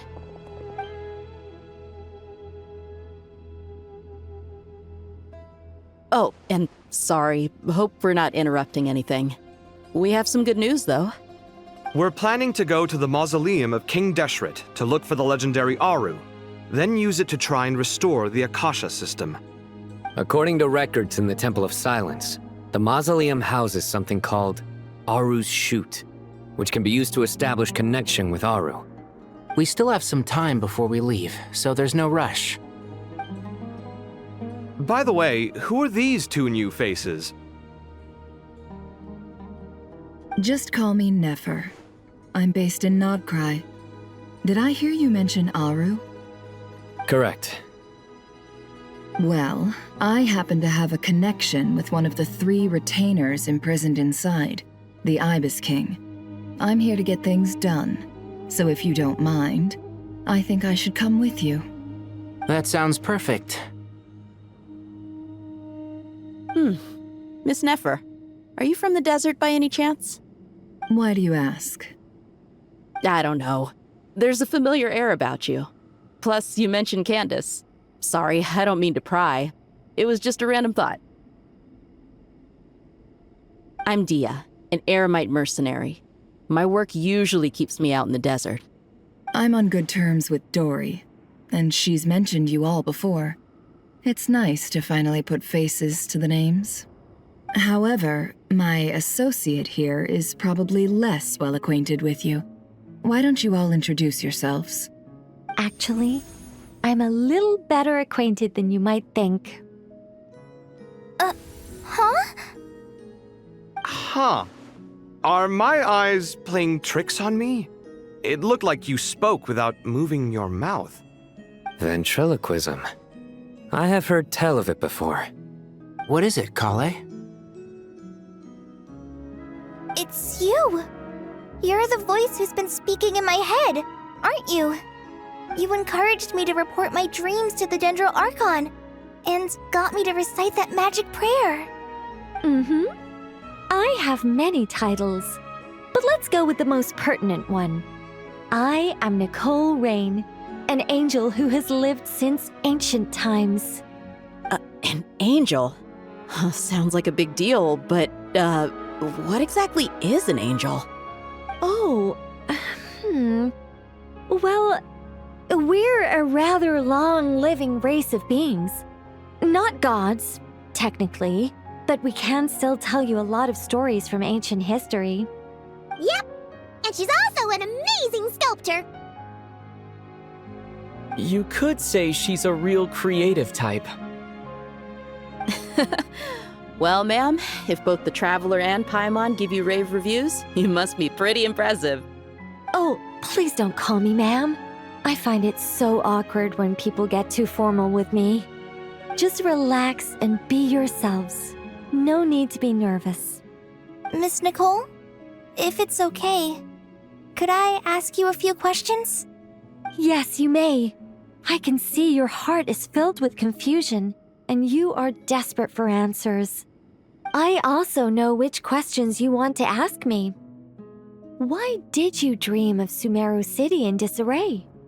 Why did those verses soothe the Jinn only when recited by you? I can guide you to the truth, but it involves a personal secret of yours.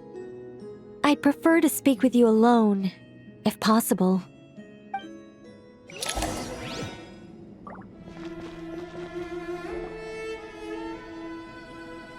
I thought we were going to speak alone. This is a lot more people than I was expecting. What's wrong with it? Even the doctors at Dar al-Shifa allow patients to be accompanied by family members. Well, if Kale doesn't mind her secret being revealed, I have no problem with it. Thanks for being so considerate, Miss Nicole.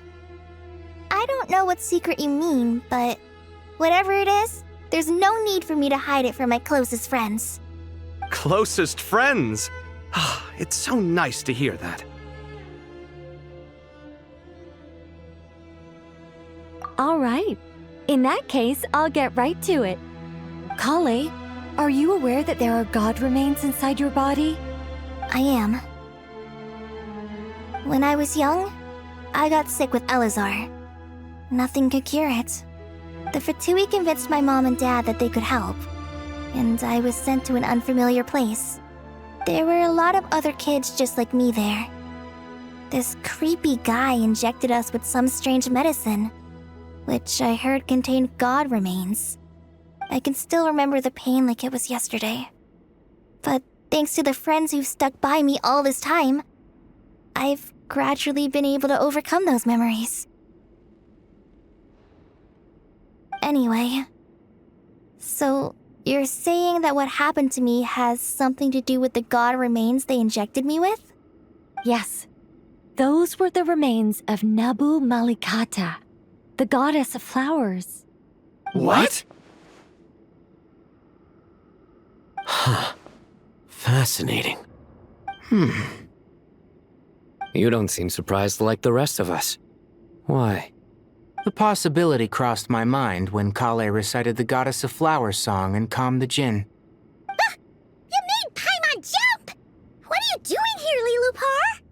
I was merely passing through when I heard the name of the Goddess of Flowers. Be assured that I share your surprise.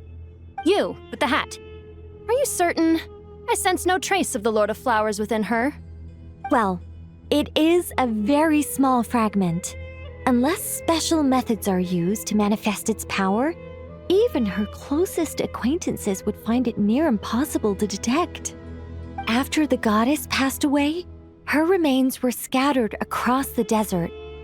King Deshret gathered all the pieces he could find and buried them in the eternal oasis. But some fragments remained unaccounted for. Eventually, the Fatui must have found a way to track some of them down. Presumably for use in some experiment. It's not an uncommon occurrence. You're more shaken than I thought. In one sense, you've been extraordinarily lucky.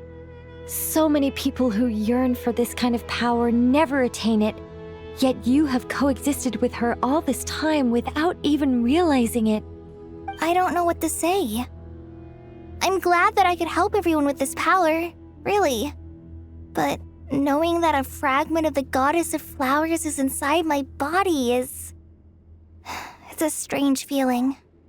Well, people value their autonomy very highly. Even a well-intentioned intruder can shake one's sense of self. I understand how you feel, Kale. But once you get used to it, you'll find it's nothing to be concerned about. Huh. I guess you, of all people, have a good reason to speak on this. 2 good reasons, in fact. Incidentally, 3 is the maximum number of Hermanubis' Ba fragments that I could bear. Let me guess. Because 2's company, but 3's a crowd? Thanks for helping to explain the joke, Tainari. Not my intention. Goddess preserve me. I should take my leave. This boy in his wolf's head hat speaks much too differently from the Hermanubis I remember.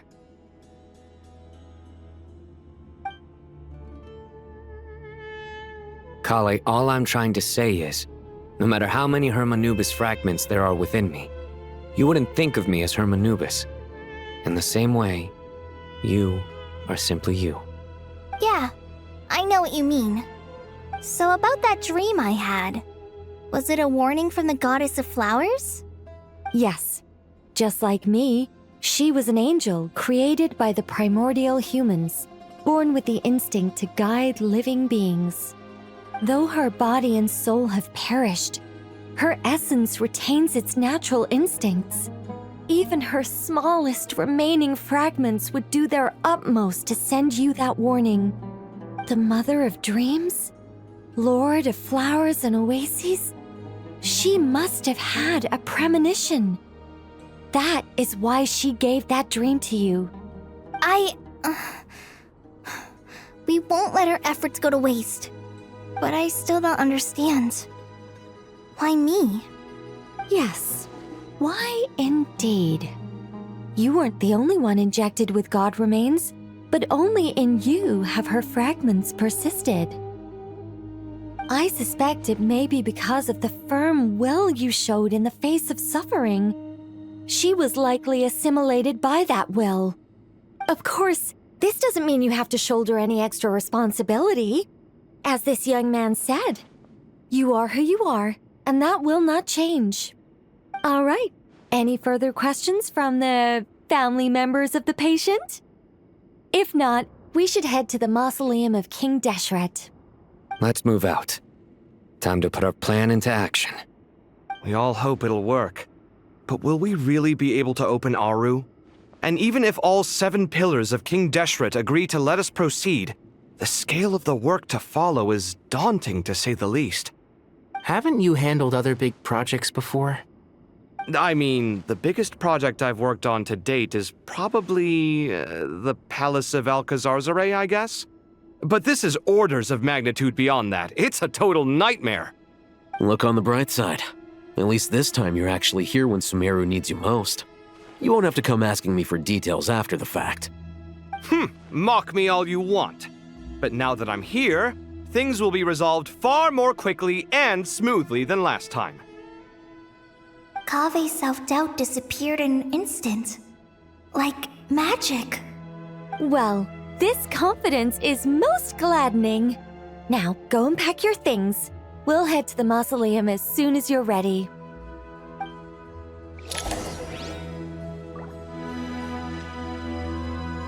Oh, Miss Nicole. I heard you're a very talented sculptor. Is that true? Oh, I don't know. I wouldn't want to blow my own trumpet. Honestly, even though Kasharawar is best known for its focus on mechanics, plenty of Kasharawar scholars are quite serious about sculpting as a hobby. So if they rate your work, that's enough for us. We just have to take a look. Who's we? Myself and a few other scholars. Kashif, Daneshvar, come take a look.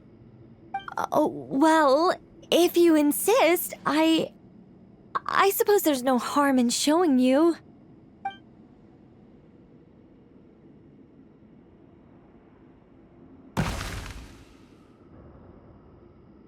Whoa! Where did that come from? Look at the level of detail. It's so lifelike. The squirrel descends from the heavens like a champion, and the earth trembles beneath its feet. What do you think? Striking, isn't it? Kaveh? Kaveh, come here for a sec. Oh, and Madame Farazan, didn't you used to study in our darshan? Come take a look. All right, but hang on a moment. I have to finish reviewing this proposal first. You called? What is it, youngster? This squirrel statue. Isn't it cute? Oh, a squirrel. I wouldn't say cute per se. The realism is what stands out to me. Were you trying to carve a statue of a hero, young lady? Oh, a hero? I suppose so. Actually, I didn't really have a specific theme in mind. I just started working on it, and this is how it turned out. I see. Well, do you tend to read novels about heroes in your spare time? As a matter of fact, I do quite enjoy those. Everyone loves a good tale of daring do, right? Then perhaps this statue represents the heroic tale you long to see deep down inside. Also on the subject of heroism, I feel that if the subject posed with a finger raised towards the heavens, it would lend a greater gravitas to the overall image. I'm sure some would call it cliché or old-fashioned, but not me. I think it would be a perfect fit. It has a certain classical beauty about it. Kaveh! Sorry, Madame Faruzan, I'm a little busy right now. Don't wait up for me. What a pity. That young man has excellent aesthetic tastes. I was hoping to ask him for his opinion. What a genius idea! Why didn't I think of that? Classical beauty is a great direction to explore. That's it. Once I get back, I'm going to sculpt a heroic squirrel pointing its finger towards the sky. Precisely. A declaration of victory. You understand my vision. Then place the two statues face to face. Yes! That's exactly what I was thinking. It'll be a masterpiece, Miss... I'm sorry, I didn't catch your name. Just call me Nicole. Madame Faruzan? Was it? What? No. That wouldn't be right. Why ever not? Madam is a state of mind cultivated from within. Anyone may call me Madam if they so desire. My dear Miss Nicole, once we make it through these trying times, should we have the pleasure of meeting again, I shall look forward to seeing your new work. In this day of age, it's rare to find people with an appreciation for classical aesthetics. Meeting you was truly a pleasant surprise. Honestly, I feel the same way. It's been a long time since I met anyone interested in this style of statue. Clearly, they don't call you madam for nothing. Also, I have to say, you're a very good judge of character. Because when I think about it, I really am someone who likes stories about heroes. That must be why I've quietly kept watch over generation after generation of them. Sorry, keeping watch over heroes? What exactly do you do for a living? Oh, never mind that. Let's not tell Madame Farrozan about Miss Nicole's true identity for now. Good idea. Let's limit the conversation to aesthetics. What's wrong? You look a little depressed. Kale got a fragment of the Goddess of Flowers, and all I got was one of the 7 pillars who served under King Deshret. I lost out, didn't I? That's what you're upset about? You're such a child.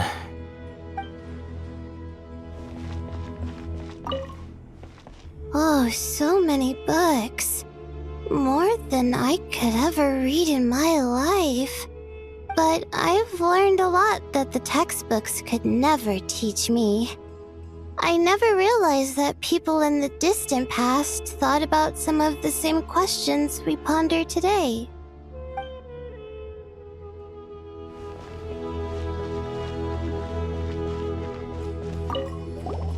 Paimon! Thanks again for your notes. I'm done copying them, so here you go. You're welcome! Just let Paimon know if you ever need help again.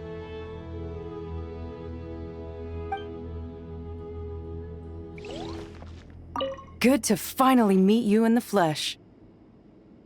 It's a little surreal seeing you here after exchanging letters for so long. In my head, the boss of the Curatorium of Secrets didn't look so young. Sounds like you have some history then? Any budding mercenary group needs a steady supply of intel. They, in turn, can prove an exceptional source of the same. The Curatorium of Secrets is happy to cooperate with friends from all over the world. If you're interested, you'd be very welcome to join our network too, Miss Dia. Can't say no to a solid partnership, especially out here in the desert. Having intel can mean the difference between life and death. But cooperation's built on mutual trust, and there isn't much contact between the desert and Nodcry. So I'm guessing you reached out to Jet first, Miss Nefer? What's behind your interest in the desert? Nostalgia? Or is there someone you're looking to take care of? Let's put all our cards on the table first. Things will go more smoothly that way. I like your style, Flame Mane. Actually, I had this same discussion with Jet before we started working together. To be clear, I have no intention of using you for any ulterior motives. And I have no enemies in the desert as things stand now. Were that to change, I wouldn't drag outsiders into a conflict that doesn't concern them. There's no point in doing certain things if you don't do them yourself. Wouldn't you agree? Well said. Taking responsibility for one's own affairs is the way of the desert folk. Huh. It's like you're one of us. You sure that's a compliment? Absolutely. I'll take it. Perhaps we can discuss our cooperation in more detail now? Sure. I love working with no-nonsense people. And you certainly fit that description. I look forward to a fruitful partnership. As do I, my friends.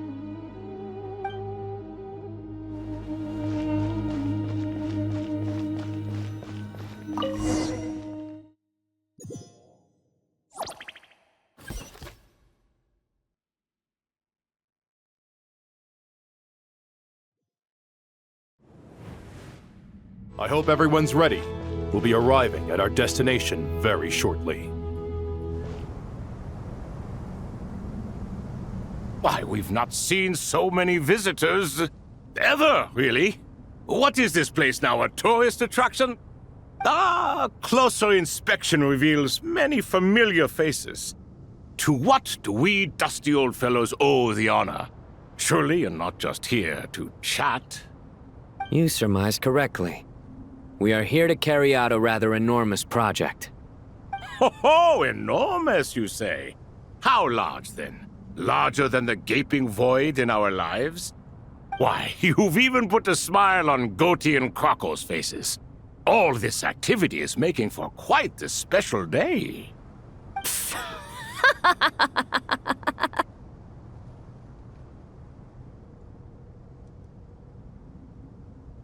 I know that laugh. Lilipar? What on earth are you doing here? Oh, this is hilarious. Turns out good things really do come to those who wait. As long as you stay alive long enough. When did you three get locked up in here? And still you act all high and mighty, putting on a show for the younglings. Truly hysterical. Why, you... Yes, I know. No need to shout. You're right, Lilipar. Goatee, Crocco, and I all have the same problem. But didn't King Deshret seal you away? How did you break free, and how did you get in here? Who knows? Perhaps you can ask my master one day, should you ever get the chance. Behold, the executioners of old. Some have turned into fragments residing in human bodies, and others are imprisoned eternally, leaving not a single shard behind. It's almost tragic, watching lowly prisoners like you act all self-important. Curiosity gnaws at you, doesn't it? Your interest in the outside world threatens to burst you at the seams. Turf. I'm starting to take a liking to this magic bottle lady. Time is of the essence. Let's get down to business. We come to you, O three ancient lords, to request your assistance on behalf of the Academia. If we can help you regain your freedom, then please consider lending us your aid. As for precisely what we need your help with, it's a long story. So, to demonstrate our sincerity, we are prepared to first resolve the problems that plague the three of you. All right, stop arguing, Crocco. And Goatee, don't you start. What's the harm in letting her speak? It's not worth getting so angry about. Forget about her. The three questions are the crucial thing here. But do you really have a way to answer them? You once answered the final question, Nefer, but the seal did not open. Unless, with the passage of time, you have found a new answer? You could say so. When you first asked me what determines truth and falsehood, my answer was a liar's soul. Liars are the best at seeing through the falsehoods of the world. But if you want them to tell you the truth, you have to reach their soul. I think that makes sense. I found it quite compelling myself, and I told Nefer so. Unfortunately, it brought us no closer to liberation. Well, that's simply because it was my answer, not the one King Deshret was looking for. Can you guess which answer Al-Ahmar wanted then? Time. And that's not only the answer to the final question, it's the answer to all three of them. All things wax and wane with the passage of time. Love and hate eventually fade into nothing. Current affairs are always fraught with conflict and controversy. Only time can distinguish between right and wrong. You once described King Deshret as a proud man. I'd say that the prouder someone is, the more inclined they are to believe that only time is qualified to be their judge. Time. Well. Indeed. Perhaps in building Aru, our king was in fact attempting to reverse time, to bring love and hate, right and wrong, the rise and fall of all things back to their point of origin.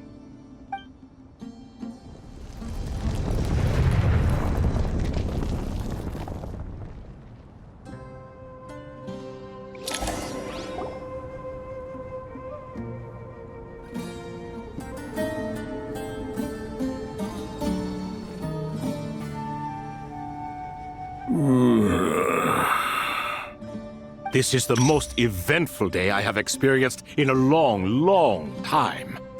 You have my sincere gratitude. Are those 3 of the 7 pillars? Turns out the statues were quite faithful to the source. You three seem to be in good spirits. Prison can help a person grow and learn to cherish what they have. Nevertheless, after everything you've done for me, I sincerely hope you never have to experience it for yourself. Hello, Nefer. It's good to see you, Thoth the Ibis King. Nice. Definitely puts my mind at ease, seeing you two getting along so well. Should we maybe introduce ourselves, or... Sure. I'm Sethos, the current leader of the Temple of Silence. This is General Mahamatra Sino, and this is the former Spantamat sage, Cyrus. But I'm guessing none of that means a whole lot to you. Everything is equally new to us, in truth. We've been gone from this mortal world for longer than you can imagine. Let's hold off on the introductions for now. We can always ask Nefer about you later. It'll give me something to talk about with my chosen disciple. You're like a helpless parent.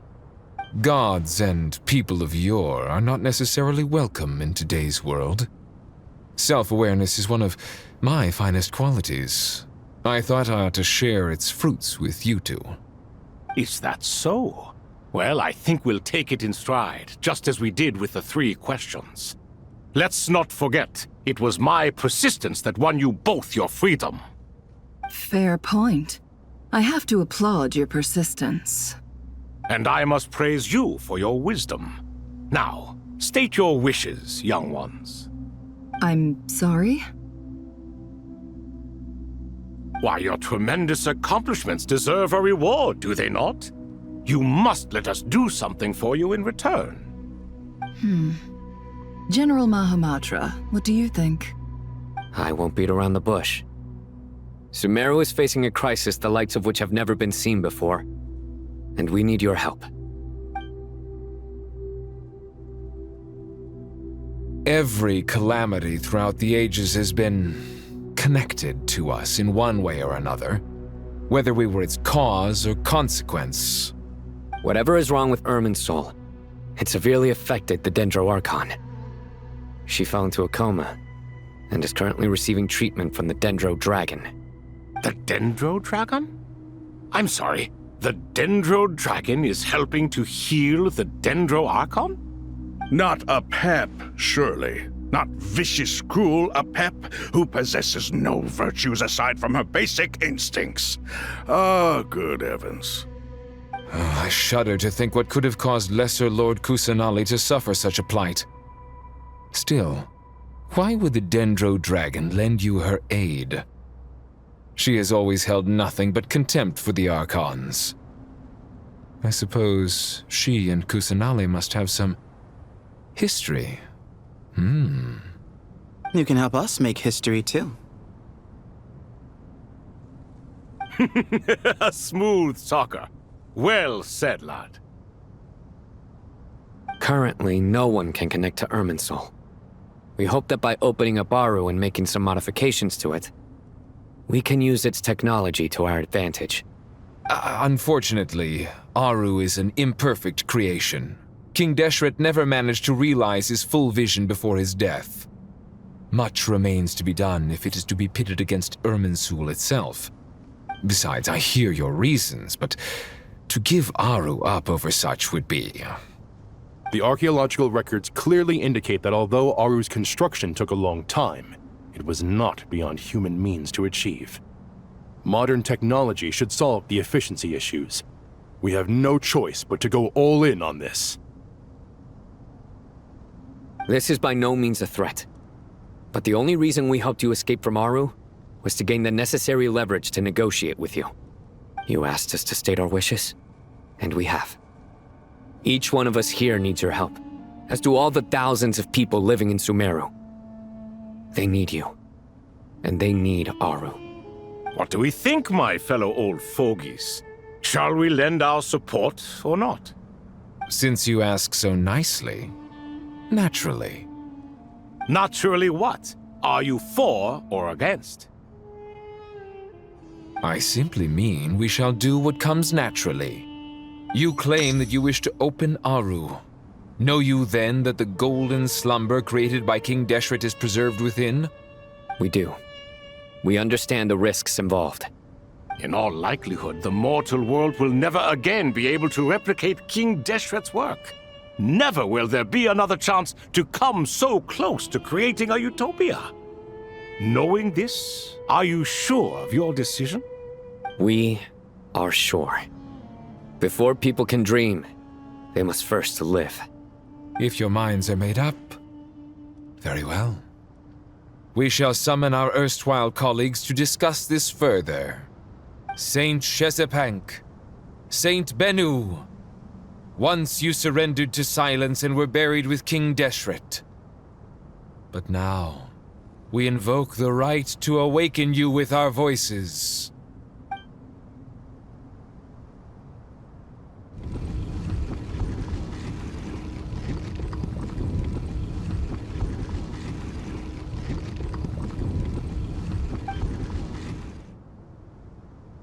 Saint Bennu, responding to your call. 3 kings detected. Initiating autonomous will. Saint Shezepank, responding to your call. 3 kings detected. Initiating autonomous will. Ah, Lord Herreshoff. What a long time it has been. I trust you are keeping well. Then your trust in my well-being has long outlived your physical body. You have always opened with that same phrase, in life, death, and now even beyond. Al-Akhmar is long gone. What is the reason for this meeting? You're awake? Good. We are voting on whether to give the people of present-day Sumeru access to Aru and permit them to perform technological renovations. You have the right to support or oppose the motion. Aru is the pride of Al-Akhmar. Opening Aru requires the unanimous consent of the 7 pillars. I hope you have a convincing reason to present to us. Sumeru is currently in the midst of a major calamity. Let us not forget that while Al-Akhmar was a stern ruler, he was also a teacher of wisdom. A god without his people shall cease to exist, and King Deshret's greatest wish was to provide protection for his people. Let us then honor our God King's wishes as we consider our decision. I do not mean to mock these proceedings, but what is the point of a unanimous vote when we know that the last of the 7 pillars, the Dendro Dragon Apep, will never communicate with us?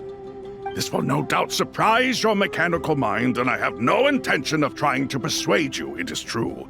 But Apep is, in fact, healing the Dendro Archon as we speak. Huh? Can someone attest to this? Do we have any proof? I ask the 3 kings. Can any of you vouch for the truth of this claim? Naturally, the Ibis King, Thoth. What? It was Thoth's disciples who revealed the truth to us. We need not debate its veracity. Simply let Thoth bear accountability. That way the rest of us may have a clear conscience. Herreshoff, you diabolical fiend! I awakened our former colleagues for you, supported your opinion, and backed your decision. What sort of fiend would do that? I miss the days when Hermanubis was still around. At times like this, he would offer to take accountability. What are you trying to say? Is my word worth less to you than Hermanubis's? Hypocrite though you are, Lord Thoth, you are humorous in equal measure. How could we bear not to associate with a character such as you? I, Saint Shezepank, approve the Goat King's proposal. Since King Deshret is no more, we shall receive no reprimand for acting beyond our remit. Nevertheless, I sincerely hope that those before us understand the significance of what they intend to do. Remember, the moment that Aru is liberated, the myriad souls residing within the golden slumber will return to the ley lines. And once the ley lines flow again, these souls shall in turn be received by Irminsul. To take this step is to bring the perfect afterlife created by our king to a permanent end. We understand that well, and we have decided to proceed regardless. Furthermore, the contemporary human perspective would contend that confining souls in this way is no act of benevolence. The deceased have a right to rest in peace. King Deshret's creation is clearly a place of rest and peace. It is just that many do not see it this way. But no matter. Saint Binu approves. Hermanubis' representative and the Dendro Dragon Apep made their choice ahead of time, while the Goat King, Ibis King, and Crocodile King have also granted permission to liberate Aru.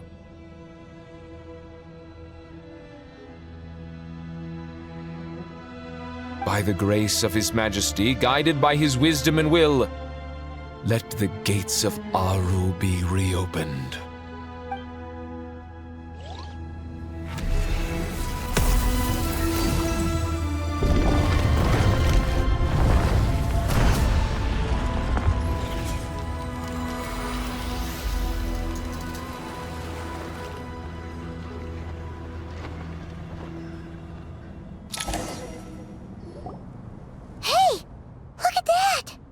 What's this? Are we under attack?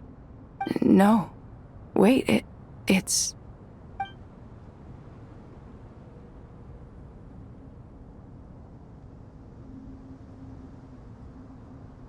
Here you are. Through the sands of time. I see you.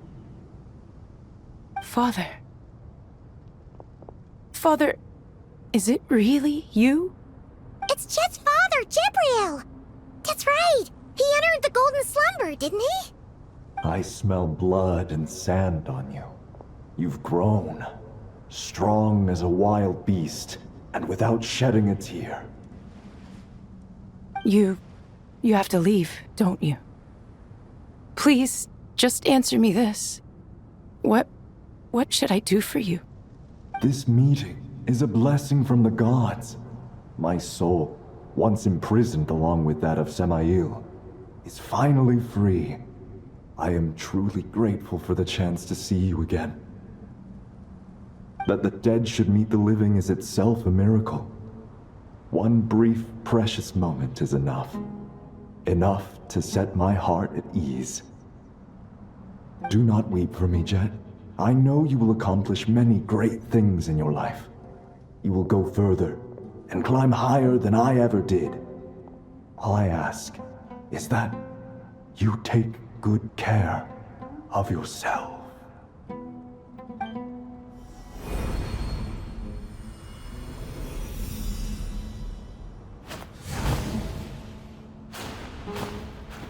Father! Father! Father. Hey, Jet.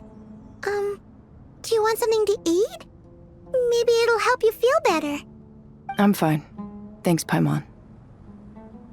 It was just a little sudden. The chance to see my father again meant the world to me. He was trapped in the golden slumber for our sake. And now, after all this time, he can finally rest in peace. I'm glad. It's a huge relief. You've grown strong, Jet. More than enough to fend for yourself. Yeah. I'll leave the past in my memory where it belongs. My family, the good times and the bad. Goodbye, Father.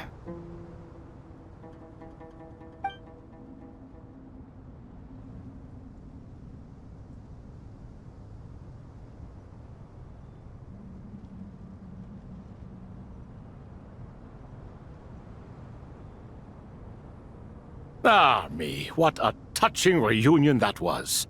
It seems we did a good deed today. We three retainers, once imprisoned for our iniquity, are surely the least qualified to judge whether this deed is good or bad.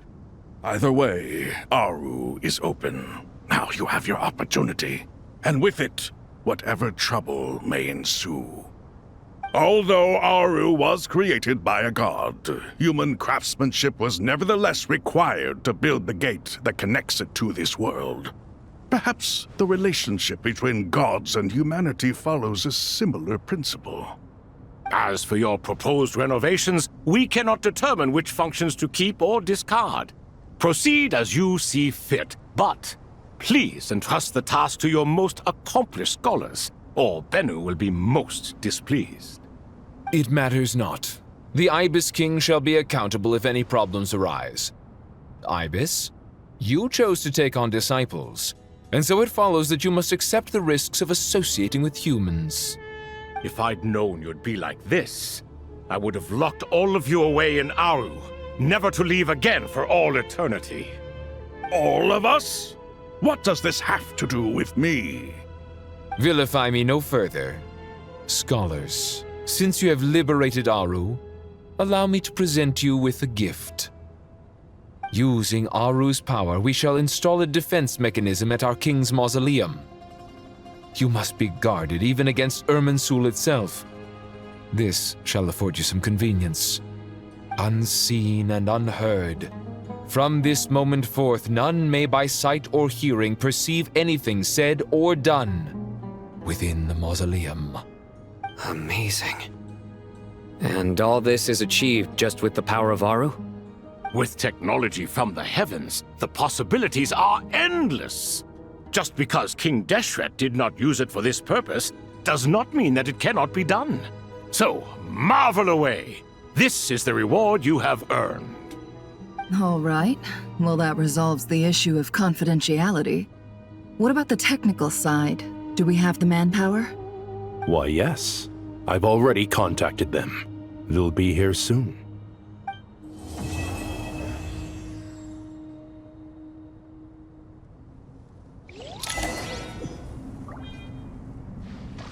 As I thought, the so-called 7 pillars of King Deshret are as underwhelming as ever. What do you mean? Not a fan of the boys' club?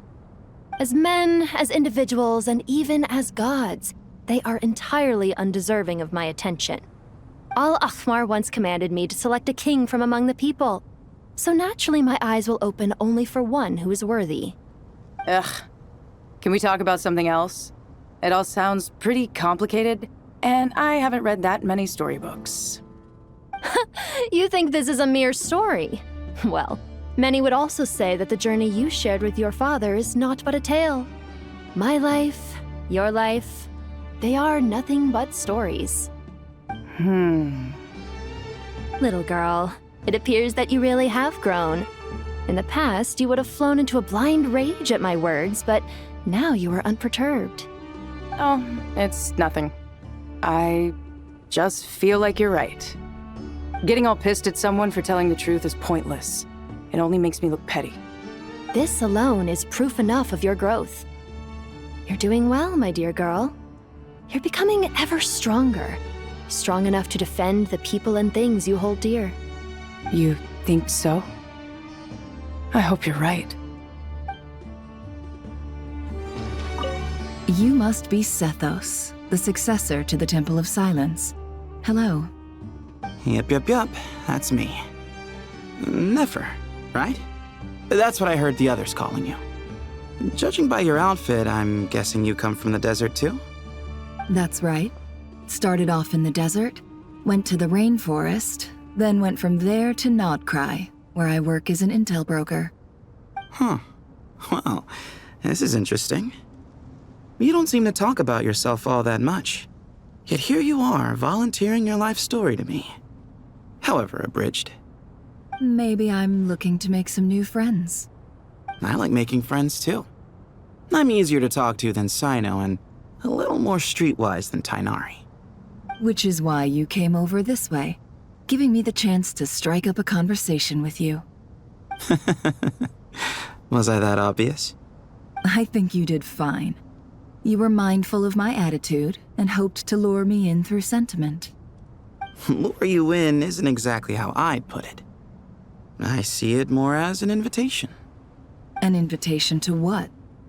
To put down your luggage. Lay down your burdens. to return to your homeland and be truly welcome in the place you once felt so estranged from.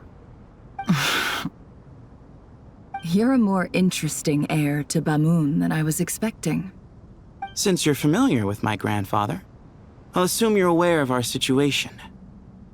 I'd like to make friends with you. And I think you'd be a great asset to us. Not to mention the power you and I both hold. Originally belonged to the same organization. Aha. There we go. Now we're getting somewhere.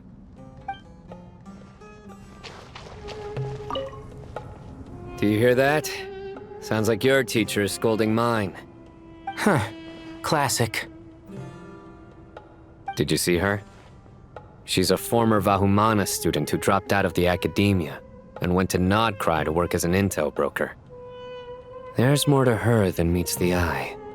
How can you tell? Do the Matra have information on her? Some, but nothing telling. I'm basing it on the fact that she seems to be an expert liar. She can fool many with her words. A sixth sense for liars after investigating so many of them, I take it? Yep. What about you? What do you make of her? A little earlier, in the corner, I noticed she gave some supplies to Jet and had her deliver them to the main group. She's meticulous and highly observant. Besides, what was it you said? Making it to the top is no easy feat in any profession. Anyone who's at the top of their game has to have some sort of edge over others.